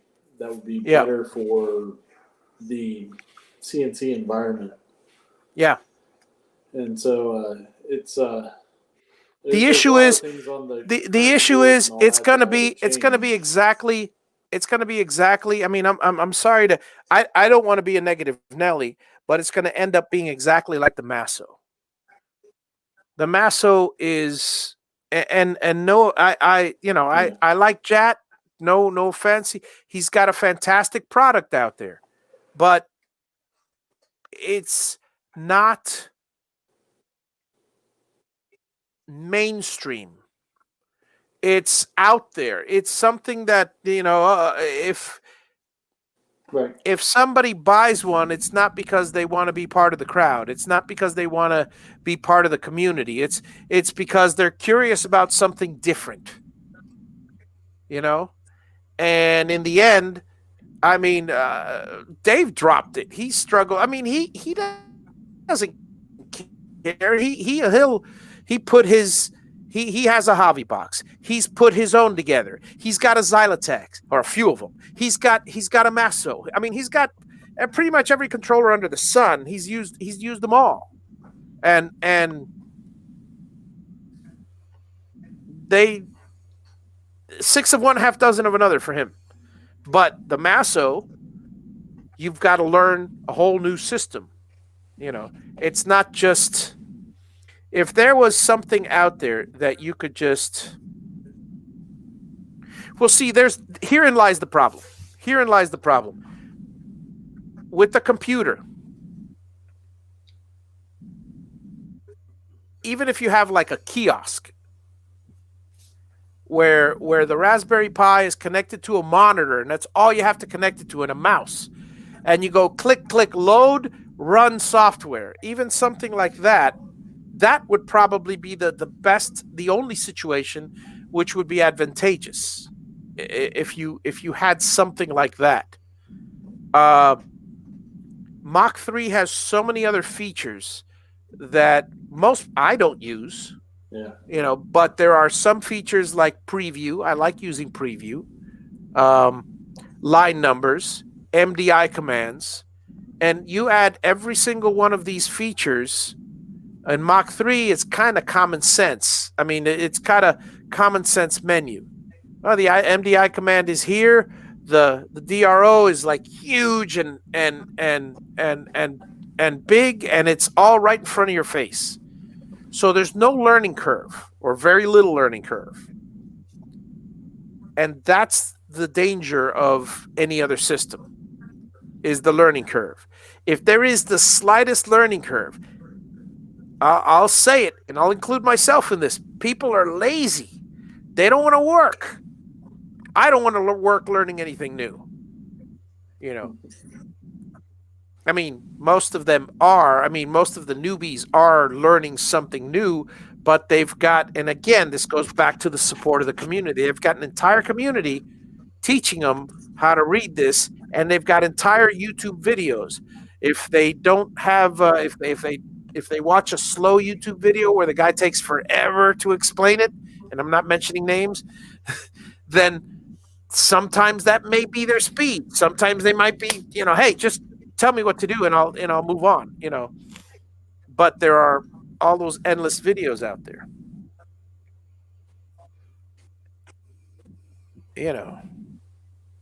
And then there's the sales portion of it. There's the one of the main reasons why I'm selling so many Javi boxes is there's two main reasons. Number one is it is, again, being plug and play. That's the main reason. It's people don't want to deal with with putting it together. But one of the main reasons is it's Dave's referrals and Dave's community. You connect one with the other, and it's a win-win scenario. It's a mutual, I guess, mutual admiration society or whatever, because Dave sells more CNCs if there's a simple solution to the hard part of it. If there was, how many CNCs Dave would sell if there was a software program out there that read your mind and would instantly draw a design, and you say go and it'll start? I'm working on that software. He couldn't make them fast enough. There you go. You couldn't get enough of them. But so right now the software is one of the slow parts. Yeah, Paul said sadly there's not too many Pi Cnc videos out there. Yeah, I mean there's videos on everything. Should change that. Yeah. Well, yeah, I agree. He could be the Mark Lindsay of. Oh God, I love saying that. That just pisses Dave off. He could be the Mark Lindsay of Pi Cnc videos. Well, Mark Lindsay's the Mark Lindsay of Vectric videos. Yeah, he is. Everybody's got to have their thing. Everybody's got to have their thing. And Ryan should have the Pi thing. I agree. Yeah. I agree. And I would certainly encourage my favorite solder guy to come out with a Ballard Pi CNC controller, because I could push that as well as the Javi box, and that just makes it easier for me to sell stuff. To sell more, yeah, absolutely. Yeah. We'll see. I'm like the whole PCB thing is what I need to understand. Oh, that's easy. Like that part I can build do. stuff. That part I can. I mean, you've got a CNC. You can make a PC board. It's a cakewalk, Well, and I've got an. you can I've get got them from China for $2. Oh yeah, exactly. But you got to build a prototype for them. So, but yeah, still, I mean, yeah, I mean, I've been building PC boards throughout my electronics, my academic electronics career, and So they're a piece of cake. The issue is not the board, because right here I could show you a board. Look, I got it. Hang on, where are they? I got a million of these. Look, there's a PC board right there. It's got everything on it. It's a full controller. It's got everything on it, but you cannot. I mean, are you going to customize a driver? You've got you've got 4 drivers. Too soon. No, that's what I'm getting at. What I'm getting at is if you want to make, and that's what the question, in response to the question you were asking me of, can you put it all together in one thing? I've been asked that question. I even have it on my FAQs that, can you put together one thing? I could, if China, if I invested in, well, they already have something like that. It's the Leadshine 4660. It's basically a controller and 4 of these drivers in one. Okay, but it's ridiculously expensive, and that's what happens. That's the reason they have a modular. But saving this much money, you have to put the time into wiring them. So it's like, I've done the research, and I've tried to figure out a way that it could be cheaper and cheaper and cheaper. And if you can integrate this board with these drivers, and you'd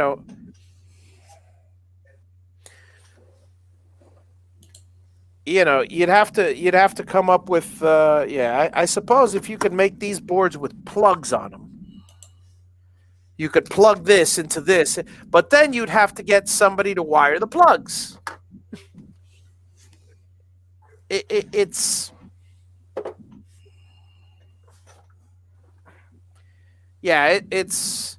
let's put it this way. I'm not going to invest that much time in researching how to make that cheaper. I've already invested enough time. So I'm looking at, you said MX 4660. 4660, yeah. On Amazon, I'm looking, they're like $370. Yeah. Bucks. Yeah. So what you got to just add a power supply, I guess. Yeah. Okay. So look at this. You've got 4 of these in there. Yeah. Okay. You got 4 of these. They're 20 something. You can get them for, in bulk, $22 each. So that's $88. $20.99 is $21. So 88 and 21, that's $110. You've got $110 worth of equipment in there. If I were to put these together to something that does exactly the same as the 4660, I would need some wires. And that's about it. I'd need some wires. You still have to connect all the motors to them. I still have to connect the motors to these. I still have to connect the USB, or in their sense, actually a parallel port. So, bottom line is, you're spending an extra $280 for that. Now, granted, Leadshine makes a fantastic product. It's a very reliable product. So the quality is excellent. But you're spending $280 more for that. Now, I don't care how long it takes me to solder up. How long does it take? These are not. There's no soldering involved here. This is. It would be 9, 5, 16 connections in between this and these 4 drivers. That's times 2, because I got to do the board. No, the board is only 9 connections on the board. So 9 and 16, 25 total connections. You're telling me that I can't, for $280, it's not worth my time to solder to screw 25 connections? So there's one reason why I'm not using lead shines in my Javi boxes, because I'd be charging people $250 more, and it would be saving me, I don't know, an hour's worth, not even an hour's, heck, 15 minutes worth of work. So, they'd save maybe $5 or $20 of my time, and they'd spend an extra $280 for the materials.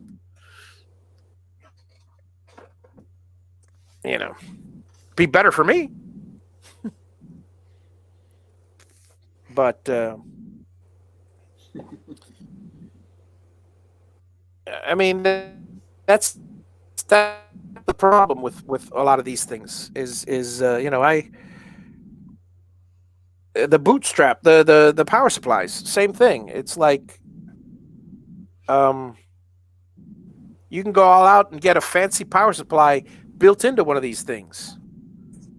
These two, the 12 volt and the 26 volt power supply cost me. Well, actually, you don't need the 12 volt. That's for the fans. That's the other thing, that most of the things that I do on the Javi box are for the convenience of the customer. You don't need to have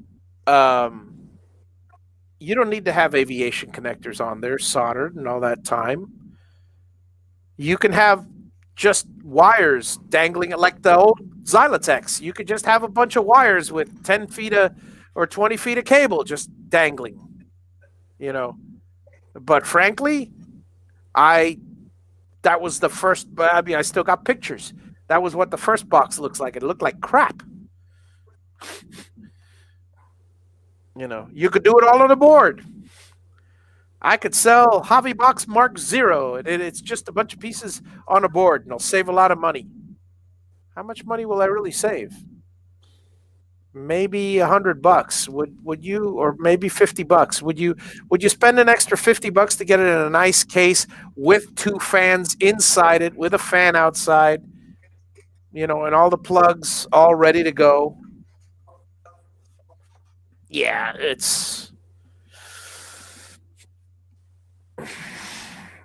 I'm just throwing out all the different decision-making process that I had when I first designed the Javi box.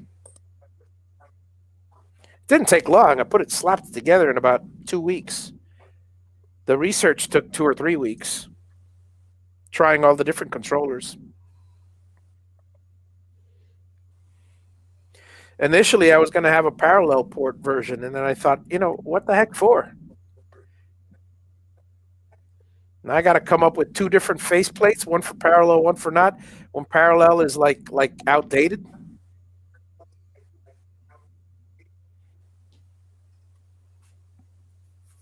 I could do an ether. I've been trying to tell folks for, however long I've had a UC 100, and I probably had them close to 2 or 3 years now, that, even if you find, you say you got a whole closet full of old computers with parallel ports. Yep. It's hard to tell somebody that they run better, even with the cheapest of those UC things, the 100, Yeah. They run better than a parallel port. So go ahead and get one and plug it into a USB port and be done with it. Yeah. Don't worry about whether your old computer's got a parallel port or not. Yeah. Get up to speed with better technology. The only annoying part of this controller is and it's bothered Dave as well. It bothers me to no end, but it won't bother a newbie. It'll bother somebody that's used to this. Is you can't jog 2 at the same time. Yeah, and like I said, the only reason that really annoys me is because you're comfortable with it. Because I've been doing this so long, and it's always done that. Yeah. Until this one. Yeah. Yeah. But for somebody who's just, really though, you think about it, when you jog with a pendant, it only moves one at a time. Okay. Yeah. See, I didn't know that. Yeah, well, usually the pendants have a thing where you have a little knob and you turn it to which axis. Oh, that's axis right. That's right. Yeah. And even the virtual pendant to send Mach 3, you're clicking on, Yeah, you can't click on two of them at the same time, right? So it really makes no difference. Yeah. It's just I had got in the habit since I cool. parked mine in the back right of Yeah. when I go to jog it, hitting both those things with these two fingers and bringing it diagonally across the table. Yeah, and I do it all the time to save time. I go straight across the diagonal because my 0, is opposite where I store the thing, which is on the far, the opposite corner. And so I'm always going diagonal. So it does get to be annoying, but it's not that. Dave, the pendant that I won from you, I can make my machine go diagonal with the pendant. Yeah, because it does have that. I got one too. I just took it out of the box today. It's got the joystick. But it's got where you can go straight up or down, or you can kind of do it diagonally and it'll catch both axes. Yeah. That's cool. Yeah. Oh, because it's got a joystick? Yeah, it's got a little joystick. Gotcha. Right in the center of it. I love that. Yeah. That's one thing I have not tried. I have not tried hooking up a joystick to the hobby box, to that controller. Rather, I gotta try that. I have. Oh, have you? Yeah. It doesn't work. The diagonal thing that he's talking about doesn't work with that. Okay. It only goes one axis at a time. Oh, Raspberry Pi CNC's better. See there's your selling point, Ryan. Yeah. No, I've had that. What I did is I bought one of those. Ryan, what kind of drivers do you use? TB6600s or DM542s or?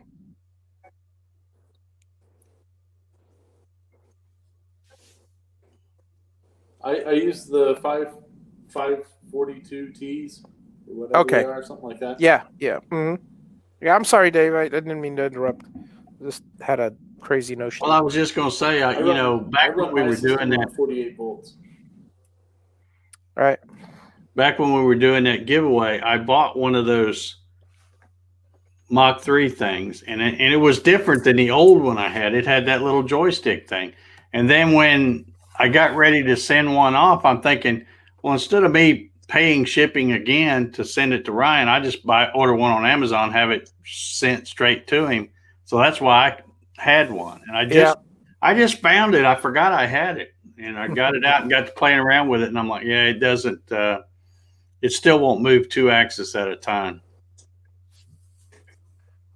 And the other thing that's a little bit annoying, not too much, I guess, but when you're jogging one,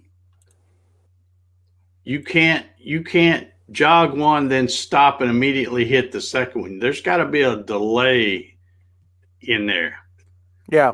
Because if you're holding this one down and come over and, do that with your fingers at the same time, the other one won't move. You have to lift up and hit it again, and then it'll go. And I don't know why that is, but for some reason there's like that little delay. It won't do but one thing at a time. Yeah. So let me see here. What kind of driver is on the Protoneer?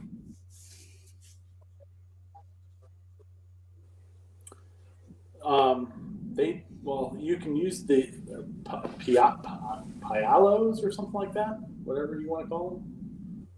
You can run up to a 2 amp one on the board. Okay.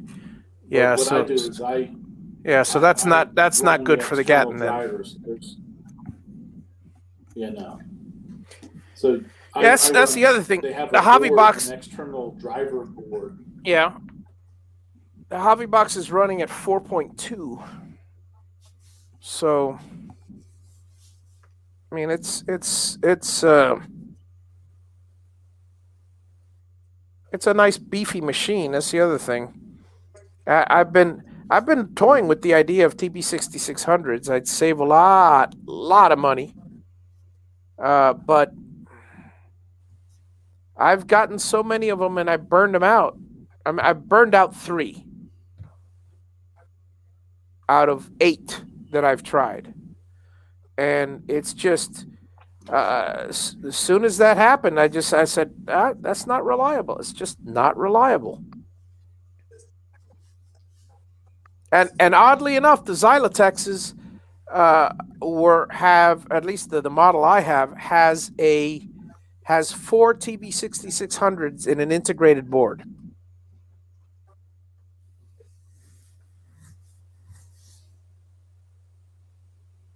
There's cheaper ways to build my design, but each one you sacrifice something.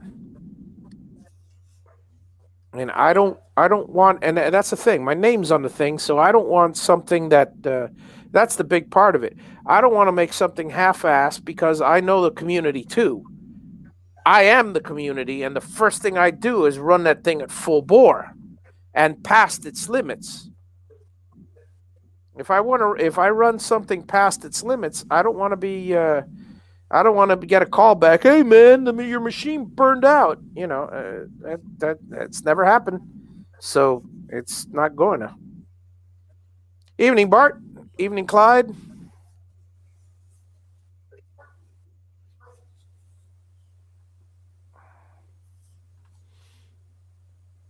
Yeah.